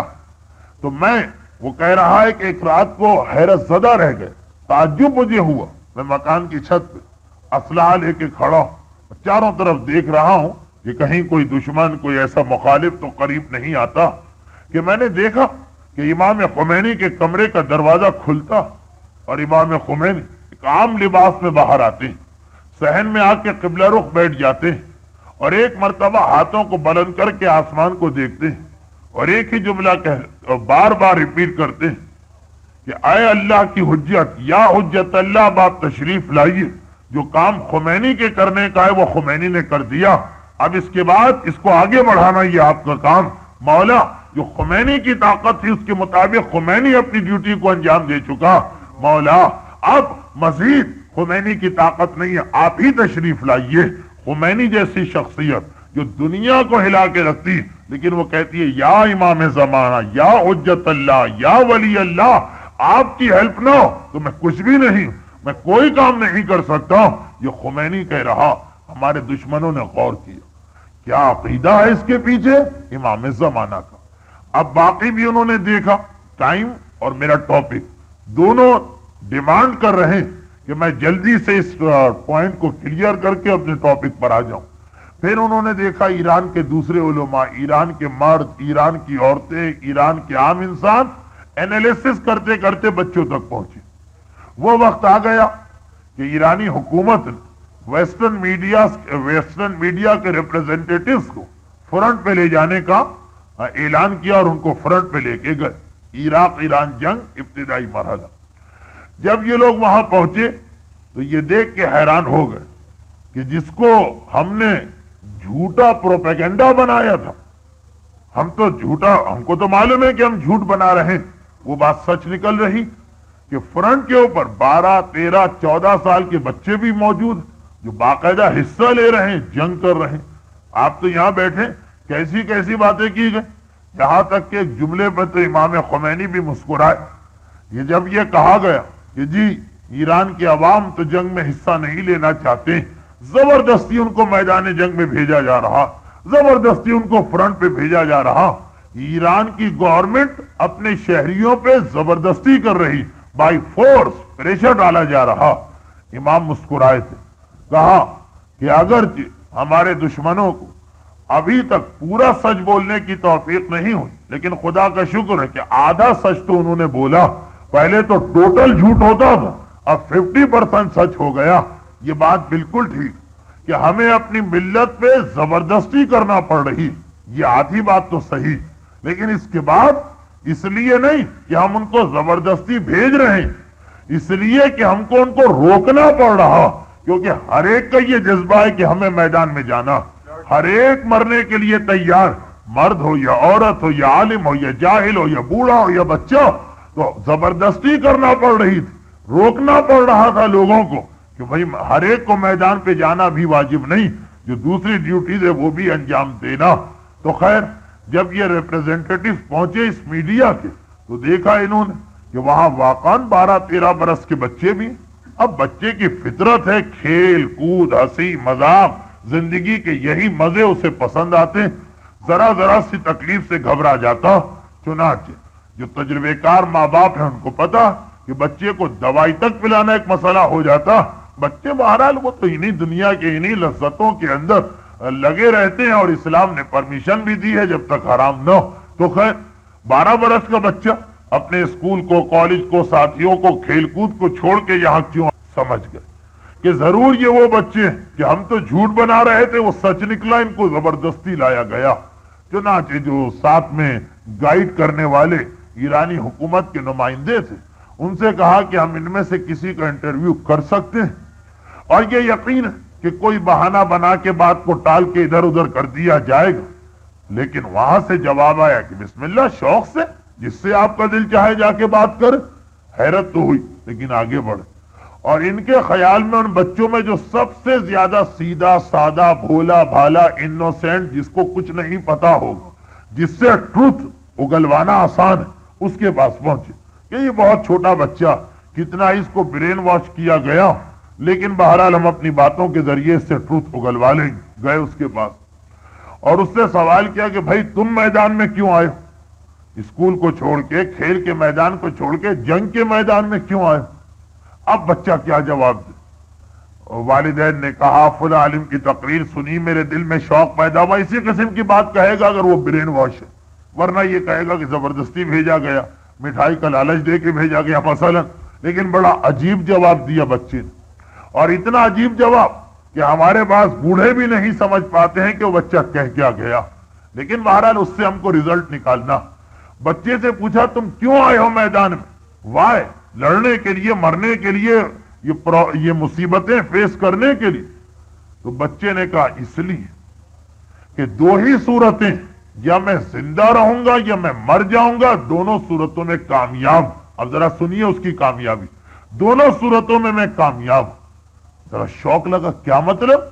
کہا کہ دیکھیں اگر میں لڑتے لڑتے مر گیا تو میں یقیناً شہید ہوں گا اور اپنے امام مظلوم کربلا والے حسین کے لشکر میں شامل ہو جاؤں گا، اور اگر میں لڑتے لڑتے زندہ واپس آیا تو اپنے امام زمانہ کو خوش کروں گا، جب وہ آئیں گے تو ان کے لشکر میں شامل ہو جاؤں گا. مر گیا تو حسین کا ساتھی بنا، زندہ رہا تو امام زمانہ کا ساتھی بنا. کچھ یاد آیا کہ بچہ کیا عقیدہ بیان کر گیا؟ آج شب جمعہ گھروں میں جا کے شاید آپ حضرات یا شاید پڑھ کے آئے ہو، زیارت وارثہ پڑھی جاتی. زیارت وارثہ میں ایک مقام پہ آپ بڑی سخت بات کہتے ہیں. یہ دوسری بات ہے کہ چونکہ ٹرانسلیشن لوگوں کو نہیں معلوم، لیکن ہے بہت سخت بات. اشہد اللہ و ملائکتہ و انبیاءہ و رسولہ. خالی ٹرانسلیشن پڑھیے اس جملے کا انسان کانپ اٹھتا کہ میں کہہ کیا رہا ہوں. کیا؟ اشہد اللہ و ملائکتہ، میں اے اللہ میں تجھے گواہ بناتا ہوں، وملائکتہ اے تمام فرشتوں میں تمہیں گواہ بناتا ہوں، وانبیاءہ ورسولہ اے نبیوں رسولوں میں آپ کو گواہ بناتا ہوں. کس چیز پہ آپ گواہ بنا رہے ہیں؟ اتنی بڑی بات تو آپ کہے گئے کہ اللہ، ملائکہ، انبیاء، رسول، آپ کو میں گواہ بناتا ہوں، آپ میرے لیے وٹنس بنیے. کیا بات؟ انی بکم مومن وبایابکم موقن. مولا مجھے آپ پر ایمان ہے اور آپ کی دوبارہ دنیا واپسی پر یقین کامل ہے. یہ آپ کہتے ہیں گواہ بنا کے اللہ کو، یہ آپ کہتے ہیں انبیاء کو گواہ بنا کے. وَأَنِّي بِكُمْ مُؤْمِنٌ وَبِإِيَابٍ. ایاب عربی میں کہتے ہیں ریٹرن، واپس آنا. موقنون، یقین ہے مجھے آپ کی دنیا واپسی پر. یہ عقیدہ جو آپ زیارت وارثہ میں بار بار کم از کم ویک میں ایک مرتبہ ریپیٹ کرتے ہیں، یہ وہ عقیدہ ہے جو بچہ بتا رہا. اور بس یہیں سے ہمارا ٹاپک آپ کے سامنے آئے گا کہ بچے نے کیا کہا. اب آئیے دیکھیے ہمارا عقیدہ. جب امام ظاہر ہوگا، اکیلا امام نہیں آئے گا. امام کے فوراً بعد امام مظلوم بھی آئیں گے، امام حسین بھی آئیں گے. اور روایتوں میں یہ ہے کہ یزید کا لشکر بھی آئے گا، حسین کا لشکر بھی آئے گا. لیکن ایک ڈفرنس ہوگا. اب جو حسین کا لشکر ہے 72 پہ نہیں ہوگا، اس کے اندر سینکڑوں اور ہزاروں ہوں گے. راوی نے پوچھا مولا یہ 72 جو ہے یہ کیسے تھاؤزنڈز میں چینج ہو گئے؟ امام نے کہا کہ عاشورے کے دن سے لے کر امام زمانہ کے ظہور تک جس نے بھی دین کی خاطر اپنی جان دی ہے اور شہادت کو حاصل کیا، وہ سب حسین کے لشکر میں شامل ہوگا. اسی لیے حسین کا لقب ہے سید الشہداء، شہیدوں کا سردار، شہیدوں کا لیڈر. سب کے سب حسین کے لشکر میں آئیں گے. جو بھی دین کے لیے جان قربان کرتا، یہ بچہ وہی جملہ بتا رہا. اور دوسری بات کہ غیبت امام میں جو بھی دین کے لیے کوئی کام کرتا، جو بھی دین کے لیے کوئی کام کرتا. اب اس وقت دین کا اصلی محافظ کون؟ اس وقت دین کی نگرانی کون کر رہا؟ اس وقت اسلام کا محافظ اللہ نے کس کو بنایا؟ ہمارا امام زمانہ. وہ دیکھتا کہ میری غیبت میں جو میری ڈیوٹی ہے کون کون اس میں شیئر کر رہا، کون کون میرا ساتھ دے رہا، کون کون میری ہیلپ کر رہا. ہم اور آپ تو پریشانی اور پرابلم میں ہوں، کوئی ہماری ہیلپ کرے، پرابلم دور ہو گیا، ہم طوطے کی طرح اس سے آنکھیں پھیر لیتے ہیں، پہچانتے بھی نہیں کہ آپ ہیں کون. ہم نے تو فرسٹ ٹائم آپ کو لائف میں دیکھا. لیکن یہ بات امام کی ہو رہی، امام زمانہ کی ہو رہی، جو کریم ابن کریم، شریف ابن شریف، جن کا خاندان، جن کی نسل، جن کا طریقہ امامت، جو بھی غیبت امام میں امام کی ڈیوٹیز میں حصہ لے رہا، یعنی دین کے لیے کوئی کام کر رہا، امام جب بھی آئیں گے اس کو ضرور کال کریں گے، اسے بلا کے لاؤ. ایون روایتوں میں یہ کہ اگر وہ مر گیا، فرشتوں کو بھیجا جائے گا اس کی قبر پر اور اسے یہ میسج دیا جائے گا کہ جس دین کے لیے تم کام کرتے تھے اور جس دین کے لیے تم سفر کرتے تھے، اس دین کا محافظ ظاہر ہو گیا اور وہ تمہیں کال کر رہا. البتہ تمہاری مرضی پر ہے، وہ آ گیا. آنا چاہو تو آ سکتے ہو، وہ تمہیں بلا رہا. مرنے والوں کو بھی بلایا جائے گا. کون؟ جنہوں نے دین کے لیے کوئی نہ کوئی کام کیا. تو اگر زندہ رہا تو میں امام کا ساتھی بنوں گا، مر گیا حسین کا ساتھی بنوں گا.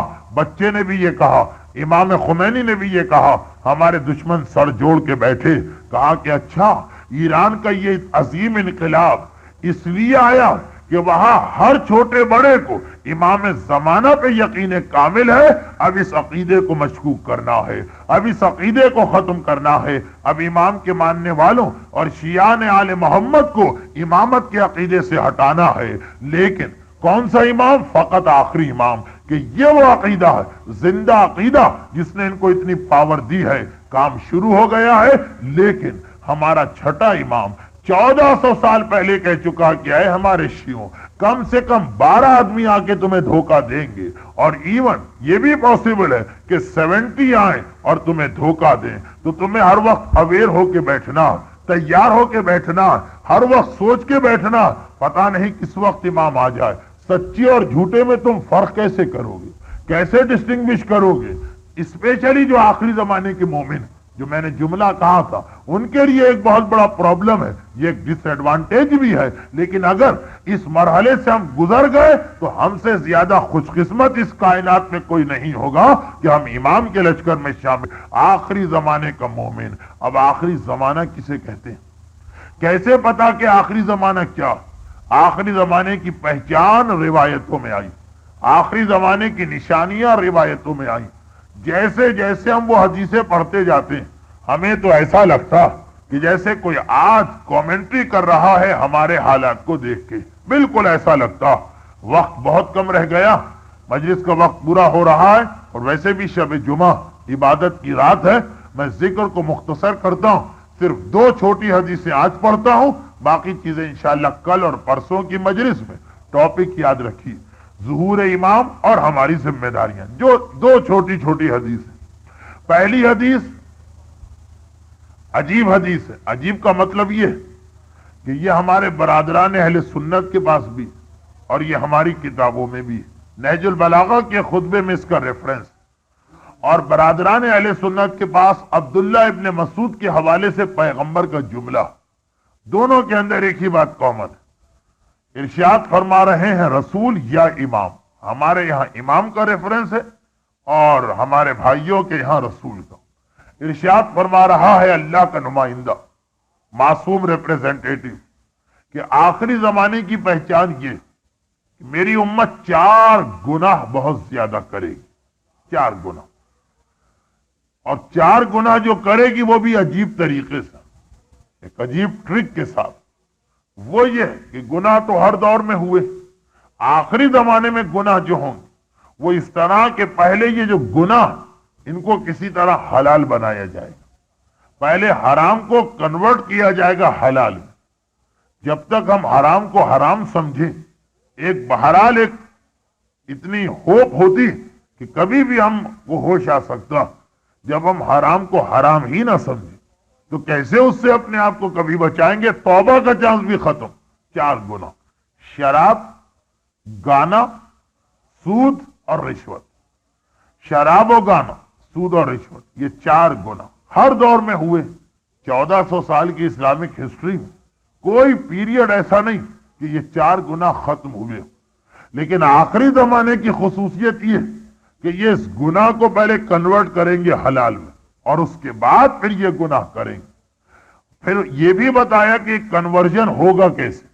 پیغمبر فرماتے ہیں کہ میری امت شراب کو دوا یا شربت کے نام پہ حلال کرے گی، کہ یہ دوا یا یہ کہ تو خالی ڈرنک، اس میں کیا حرج؟ جیسے بیئر کے بارے میں اکثر انڈیا اور پاکستان کے اندر لوگ آرگومنٹ کرتے ہیں، معصوم فرمائے الفقاء خمر ولکن الناس استصغروا، بیئر بھی ایک شراب ہے لیکن لوگوں نے اسے بہت ہی چھوٹا اور معمولی بنا دیا۔ البتہ پیغمبر کی حدیث خالی بیئر کے بارے میں نہیں، ہر شراب یا دوا کے نام پہ حلال ہو جائے گی، اور یا شربت و مشروب اور ڈرنک کے نام پر، گانا، حدیث رسول، تفریح کے نام پر، انٹرٹینمنٹ کے نام پر یہ حلال ہوگا۔ گانے کو حرام سمجھ کے سنے تو بچنے کا چانس نہیں، اس کو حرام ہی نہیں کہیں گے۔ جیسے ہمارے یہاں پاکستان میں لوگ کہتے ہیں جی یہ تو روح کی غذا، آپ روٹی اور چاول کیوں کھاتے ہیں؟ جس طرح آپ کی باڈی کو اس کی ضرورت ہے، اسی طرح روح کو بھی ضرورت ہے غذا کی، اور وہ غذا یہ گانا، وہ غذا جو ہے یہ سنگنگ، وہ غذا جو ہے یہ غنا۔ اگرچہ اس کی بھی تشریح روایتوں میں، ایک ہوتی ہے نیچرل میوزک، اس کی اجازت ہے اسلام، وہ ہے روح کی غذا، اور یہ کیا ہے؟ پانی کے بہنے کی آواز، آبشار یعنی جو فال ہے اس کے گرنے کی آواز، یہ برڈز جو ہیں ان کی سنگنگ کی آواز، یہ جو نیچرل میوزک، اس کو اسلام نے کہا، بہت ایمفیسائز بھی کیا کہ سال میں کچھ دن ضرور گھر سے نکلو اور اللہ کی نشانیوں کو دیکھو۔ لیکن یہ جو وہ گانا ہے کہ جو حرام در حرام در حرام آخری زمانے میں حلال ہو، اور یہ کہے کہ انٹرٹینمنٹ ہے، یہ تو تفریح ہے، یہ تو ٹائم پاس ہو رہا۔ تیسری چیز رشوت حلال ہوگی، لیکن گفٹ کے نام پر۔ شاید یہ آپ کے یہاں کا بہت بڑا پرابلم نہیں ہے، اس لیے اس کو میں مختصر بتا رہا ہوں۔ اور چوتھی چیز یہ کہ سود حلال ہوگا، دل کھول کے سود لیا جائے گا اور دیا جائے گا۔ واحد گناہ ہے سود کا، جس سے قرآن نے کہا کہ سود دینا ایسا جیسے اللہ سے جنگ کرنا، جنگ کرنا اللہ سے، یہ قرآن کہہ رہا۔ لیکن اس کے بعد آخری زمانے میں دل کھول کے یہ گناہ ہوگا، اور کس نام پر؟ کہ یہ پروفٹ کے نام پہ سود کو حلال کیا جائے گا۔ یہ کہا کہ جب یہ 4 حرام حلال ہوں اس طرح سے تو سمجھ لینا کہ آخری زمانہ آ گیا۔ بس ایک حدیث اور میری مجلس، آخری زمانے کے ساتھ میری مجلس کا بھی آخری حصہ آ گیا ہے، اس کے بعد باقی باتیں انشاءاللہ کل۔ اور وہ آخری حدیث، یہ تو بہت ہی مشہور حدیث، انڈیا پاکستان میں ہر شخص اس کو جانتا، لیکن اس کا جو اصلی مفہوم ہے اس پہ کم غور کیا گیا۔ اللہ کا رسول کہہ رہا کہ آخری زمانے کی پہچان یہ کہ آخری زمانے کے مرد اپنے آپ کو عورتوں جیسا بنائیں گے اور عورتیں اپنے آپ کو مردوں جیسا بنائیں گے۔ اور پھر کہا وَلَعَنَ اللَّهُ الْمُشَبِّحِينَ وَالْمُشَبَّحَاتِ، اللہ کی لعنت ہو ان مردوں پر جو اپنے آپ کو عورتوں جیسا بنا، اور اللہ کی لعنت ہو ان عورتوں پر جو اپنے آپ کو مردوں جیسا بنا۔ اچھا، لعنت کوئی گالی نہیں، لعنت جو ہے وہ قسم کی دعا کہ اللہ کی رحمت ان کو کبھی نہیں ملے گی۔ کون؟ وہ مرد اور وہ عورتیں۔ اور یہ آخری زمانے کی پہچان کہ سیاتی زمان علی امتی، ان قریب یہ زمانہ میری امت پہ آئے گا جو آخری زمانہ۔ اب دیکھنا یہ ہے کہ یہ آ گیا یا نہیں آیا۔ اور دیکھیے اس کا ایک مفہوم جو علماء نے اپنی کتابوں میں لکھا۔ ہمارے یہاں پاکستان میں عام طور پہ یہ حدیث لوگوں کو پتا، لیکن اس حدیث کا امپلیمنٹ لوگ کیا کرتے تھے کہ مثلا کسی مرد نے عورتوں جیسا لباس پہنا یا کسی عورت نے وہ کوٹ پینٹ شرٹ وغیرہ پہن لی پاکستان کے ماحول میں، کہا دیکھو یہ ہے وہ عورت جو مرد جیسی بن رہی، یہ مرد ہے جو عورت جیسا بن رہا، اس پہ لعنت آئی۔ 14ویں صدی ہے، جو بھی نہ ہو وہ کم۔ لیکن یہ مسئلہ لباس کا نہیں، کیونکہ بہت سے علماء ایسے ہیں جو اس کو حرام ہی نہیں سمجھتے۔ مرد عورت کا لباس پہن سکتا ہے، عورت مرد کا لباس پہن سکتی ہے چند کنڈیشنز کے ساتھ۔ جو کام حرام نہ ہو اس پہ لعنت نہیں آ سکتی۔ اچھا، اس کے بعد کچھ لوگوں نے اس کا یہ مفہوم لیا کہ اس میں شاید بال آتے ہیں۔ اگر کسی لڑکے نے بال بڑے بڑے کر لیے یا کسی لڑکی نے بال کٹوا لیے تو آپ کے یہاں کے پرابلم نہیں، آپ تو اس سے گزر چکے ہوں گے، لیکن ابھی تک پاکستان اور انڈیا میں ہے۔ گھبرا گئے لوگ، معاشرہ چونک اٹھا، خصوصاً اگر کسی عورت نے بال کٹوا لی۔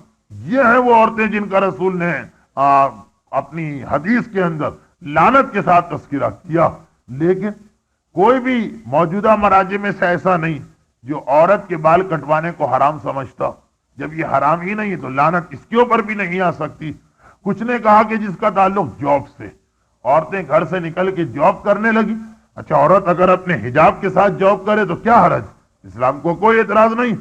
غیر شادی شدہ عورت کو بس حجاب ہو تو کافی ہے، شادی شدہ عورت ہے تو حجاب شوہر کی پرمیشن، دو چیزیں ہوں تو کافی ہے، جاب کی اجازت ہے۔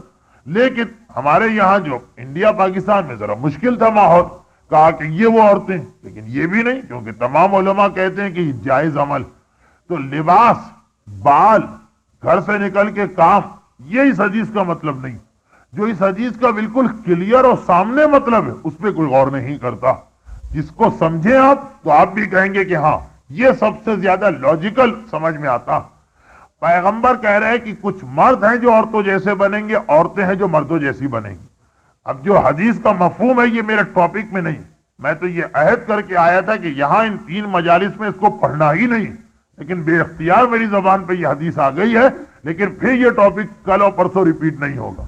دیکھیے، مردوں کو اللہ نے ایک چیز ایسی عطا کی ظاہری اعتبار سے، ان کی ظاہری شکل و صورت کہ جو ان کے لیے اس کو باقی رکھنا واجب، اور اگر اس کو ختم کر دیا جائے تو وہ عورتوں جیسے ہو جاتے ہیں، جسے اسلام میں داڑھی کہا جاتا۔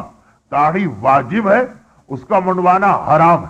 پیغمبر فرما رہے ہیں کہ آخری زمانے میں ایسے مرد ظاہر ہوں گے جو اپنے آپ کو عورتوں جیسے بنائیں گے۔ دیٹ مینز کہ جو داڑھی ہے یہ صاف کی جائے گی اور کوشش کی جائے گی کہ اپنے چہرے کو عورت جیسا بنایا جائے، کیونکہ عورت کو اگر خدا نہ خواستہ کسی عورت کے داڑھی آ جائے اسے پرمیشن ہے اسے شیو کرنے کی، لیکن مرد اگر ہے تو اس کو قطعاً اجازت نہیں ہے کہ وہ اپنی داڑھی کو شیو کرے۔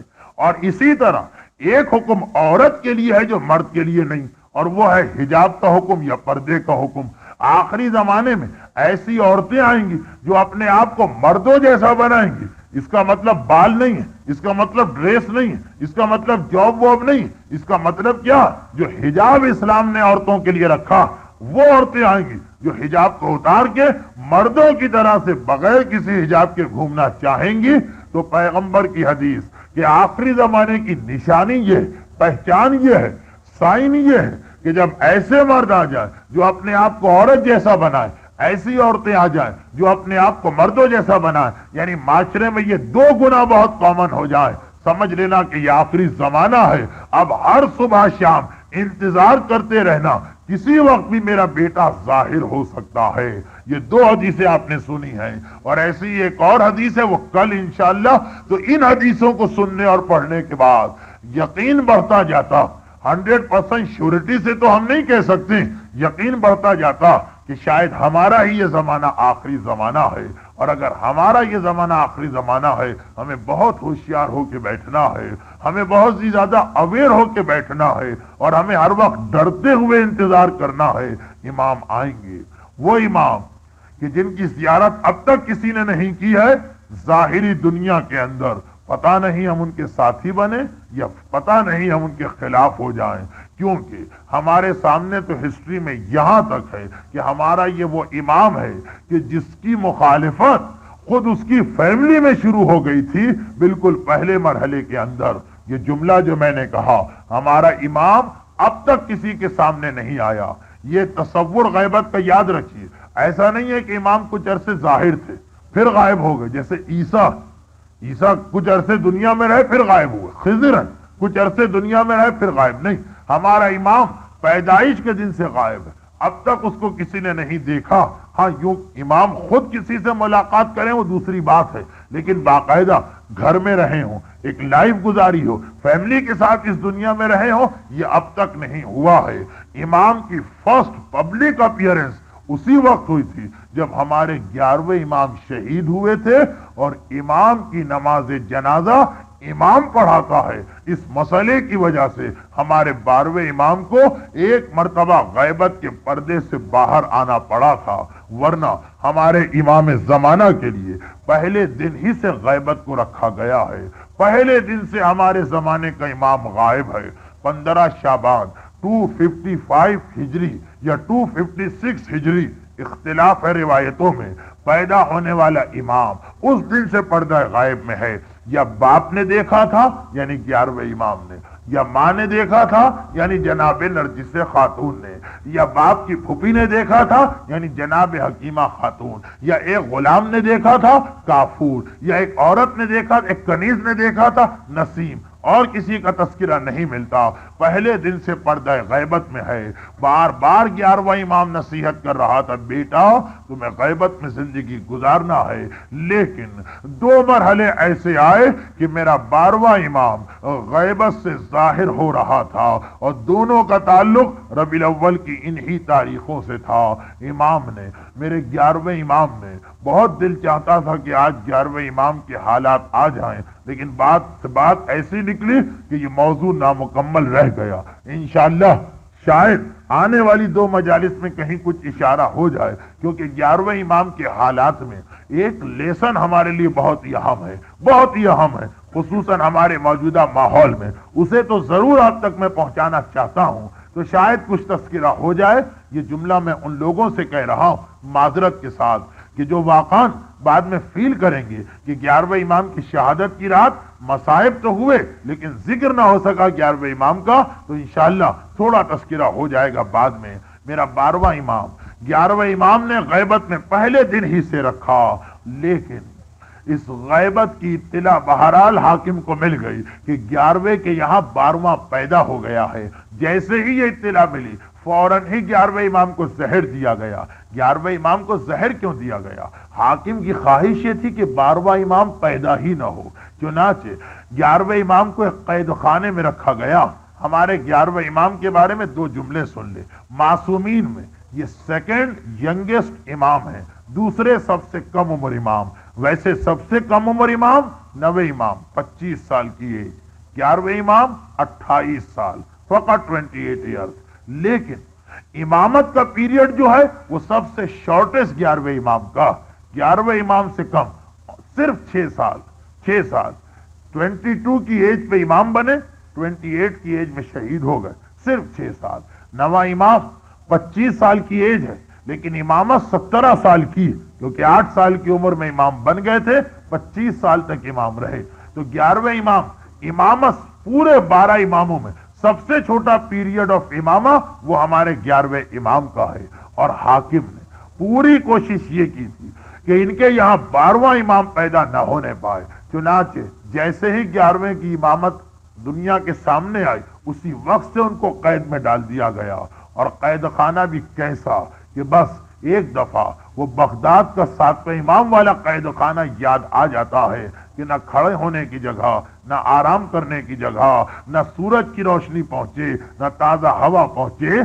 सिर्फ बीच में एक वाकया ऐसा हुआ कि हाकिम मजबूर हो गया, एक हफ्ते के लिए 11वें इमाम को उसने रिहा किया, पब्लिक उसके खिलाफ, जिसके नतीजे में 12वें की विलादत हो गई। 11वें को कैद कर लिया गया। हाकिम को पता ही न चला, वो समझ रहा इनके यहाँ कोई बेटा नहीं है, इमामत यहीं पे खत्म हो जाएगी। लेकिन जैसे ही इत्तिला मिली कि नहीं 12वां इमाम तो है, रबीउल अव्वल 260 हिजरा फर्स्ट वीक था, हाकिम को इत्तिला मिली, बस घबरा गया। घबरा के उसने सोचा कि मेरा असल मुकाबला 12वें से होना, क्योंकि वो जालिमों को खत्म करेगा, तो 2 इमामों से मैं एक टाइम पे नहीं लड़ सकता हूं। पहले 11वें को जहर दे के शहीद कर दो, फिर 12वां और मैं। ये बाकायदा उसने सोचा। चुनाचे रबीउल अव्वल की यही तारीखें, हाकिम को इत्तिला मिली, 11वें इमाम को पानी में जहर दिया गया।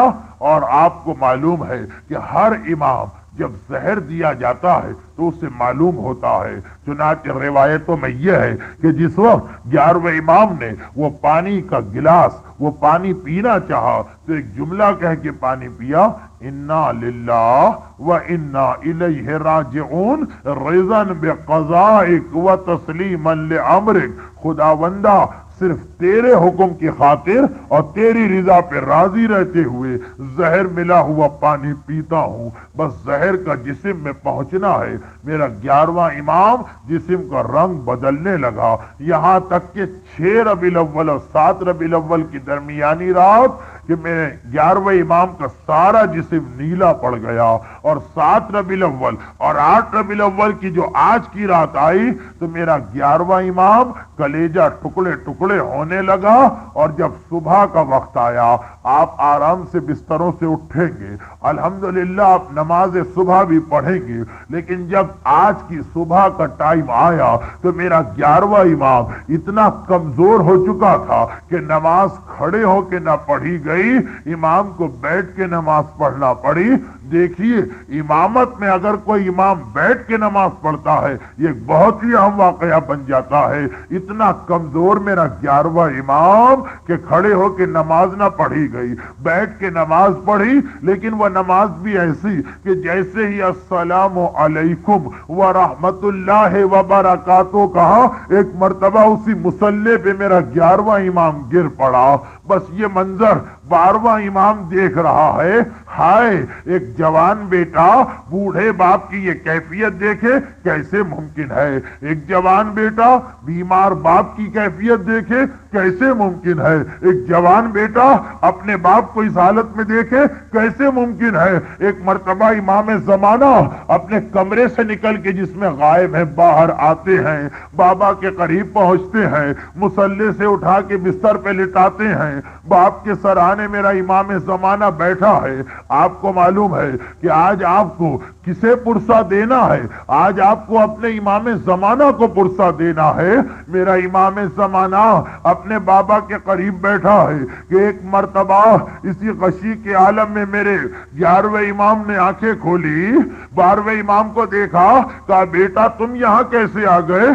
कहा बाबा आप मुसल्ले पे गिर पड़े थे, मुझसे बर्दाश्त ना हो सका, मैं आपको सहारा देने आया। कहा बेटा फौरन गैबत के पर्दे में चले जाओ, ऐसा ना हो कि दुश्मन यहाँ पहुंच जाए। बाकायदा हुक्म दिया जा रहा है। 12वां इमाम गैबत के पर्दे में गया और इधर वो गैबत के पर्दे में गया। उधर एक मर्तबा 11वें इमाम ने आंखें खोली, कलमा पढ़ा, इस दुनिया से रुखसत हुए। हाय मेरा 12वां इमाम यतीम हो गया। हाय इमाम जमाना की यतीमी की रात आ गई, सारे घर में कोहराम बपा हो गया। अगला दिन आया, जनाजा तैयार हुआ। 11वें इमाम के भाई जाफर तवाब आगे बढ़ती है, नमाज पढ़ाना चाहते हैं, फिर वो वक्त आ गया, इमाम जमाना पर्दा हटा के बाहर आए, चचा के करीब पहुंचे, लिबास पकड़ के एक तरफ हटाया, नहीं चचा ये मेरे बाबा का जनाजा है, इस पर मैं ही नमाज पढ़ूंगा। इमाम की नमाज इमाम ही पढ़ता है। 12वें इमाम ने एक मर्तबा अपने बूढ़े अपने बाबा के जनाजे पे नमाज पढ़ी, जनाजा उठा, सामर्रा की जानिब गया, 10वें इमाम के पहलू में उनके बेटे को दफन किया गया।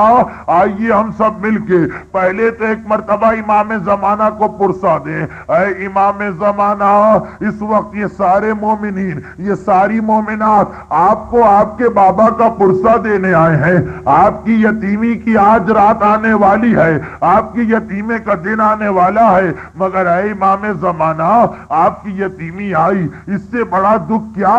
लेकिन तमाचे तो न लगे, कोड़े तो न पड़े, वो मसाइब तो बर्दाश्त न करना पड़े जो हुसैन के यतीमों को बर्दाश्त करना पड़े थे। ऐ इमाम जमाना, तारीख ने बताया कि 2 वाकयात ऐसे कि आप इमाम हैं और ऐसे साबिर इमाम आप भी बर्दाश्त न कर सके। एक बाबा का मुसल्ले पे गिरना और एक बाबा के जनाजे की नमाज। लेकिन हाय, एक इमाम जमाना करबला का मेरा मौला सैयदे सज्जाद भी था, वो उसकी इमामत का जमाना था। यहाँ तो 11वां इमाम खाली मुसल्ले पे गिरा तो 12वां इमाम बर्दाश्त ना कर सका। हाय सैयदे सज्जाद, बूढ़ा बाबा जुलजना से जमीन करबला पे गिर रहा है और मेरा मौला सज्जाद हुक्म खुदा है तो खामोश है। मगर खुद सोचिए सैयदे सज्जाद के दिल पे क्या कयामत गुजरी होगी। और है इमाम जमाना, बाबा की नमाज जनाजा का वक्त आया, आप बर्दाश्त न कर सके। लेकिन ऐ करबला के इमाम, ऐ मेरे मौला सैयदे सज्जाद, आपकी क्या हालत हुई होगी जब आप एक मर्तबा 11 मुहर्रम को गुजरे होंगे। बूढ़े बाबा का बेगोरो कफन लाशा नजर आया होगा। हाय वो जवान बेटा न गुस्ल दे सकता है, न कफन पहना सकता है, न नमाज पढ़ सकता है।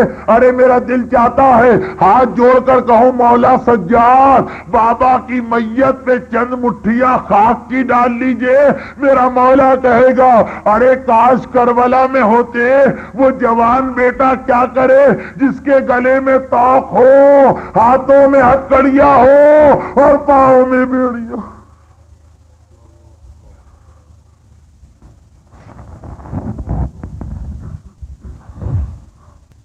परवरदिगारा, मेरे 12वें इमाम इमाम जमाना की यतीमी की इस पहली रात और 11वें इमाम की शहादत के इन मसाइब और करबला वालों के मसाइब का वास्ता तमाम साहिबान ईमान खुसूसन रात के इस हिस्से में इस मसरूफ तरीन जिंदगी में से वक्त निकाल इमाम जमाना को पुरसा देने आने वाले इन मोमिनीन और मोमिनात को, इनकी औलादों को, इनके घरों को, इनके घर वालों को दुनिया और आखिरत की हर परेशानी से महफूज फरमाओ। परवरदिगारा, मैदान करबला की इन्हीं बेगोरो कफन लाशों और मेरे 11वें इमाम की शहादत का वास्ता हम सब के, खुसूसन मजलिस में मौजूद मोमिनीन और मोमिनात के जुमला मरहूमीन की मग़फ़िरत फरमा। परवरदिगार, जिस इस्लाम की खातिर आले मोहम्मद ने ये कुर्बानियां दी हैं, जिसकी खातिर उनके बच्चों ने यतीमी बर्दाश्त की है, हमें भी इस इस्लाम की खातिर हर कुर्बानी देने का जज्बा अता फरमा। हमें सीरत अहले बैत पे अमल करने की तौफीक अता फरमा। परवरदिगारा, मुजाहिदीन करबला का वास्ता, जिस अंदाज से उनके दिलों में एक दूसरे के लिए खुलूस व मोहब्बत था, दीन का काम करने वाले तमाम साहिबान ईमान को एक दूसरे का ऐसा ही मुखलिस व हमदर्द बना। परवरदिगारा, सैयद सज्जाद की बीमारी का वास्ता हमारे तमाम बीमारों को शिफाए कामिला अता फरमा। परवरदिगारा, तेरे दीन के दुश्मन दुनिया में जहां जहां दीन के खिलाफ साजिशें कर रहे हैं, इन सबको नीस्तो नाबूद फरमा। ईरान के इस्लामी इनकलाब को इमाम जमाना के इनकलाब से मुत्तसिल फरमा। हमारे तमाम उलमा और मराजे का साया हमारे सरों पे बरकरार फरमा और इन मजालिम के इंतकाम के लिए अपनी आखिरी हुज्जत वारिस मासूमीन इमाम जमाना के ज़ुहूर में ताजील फरमा। आज शब जुमा और ये वो रात है कि खुसूसियत के साथ हमारे मरहूमीन भी हमारा इंतजार कर रहे हैं। कोई گفٹ، کوئی تحفہ، کوئی ہدیہ اس لیے بہترین عبادت قرار دیا گیا ایک سورہ فاتحہ جملہ مرحوم مومنین و مومنات خصوصاً امام امت امام خمینی رضوان اللہ علیہ، پاکستان کے شیعہ حیدر کرار کے قائد حجت الاسلام شہید عارف حسین الحسینی، ہمارے تمام دیگر شہداء خصوصاً شہداء مکہ اور شہداء ایران کی سال ثواب کے لیے سورہ فاتحہ۔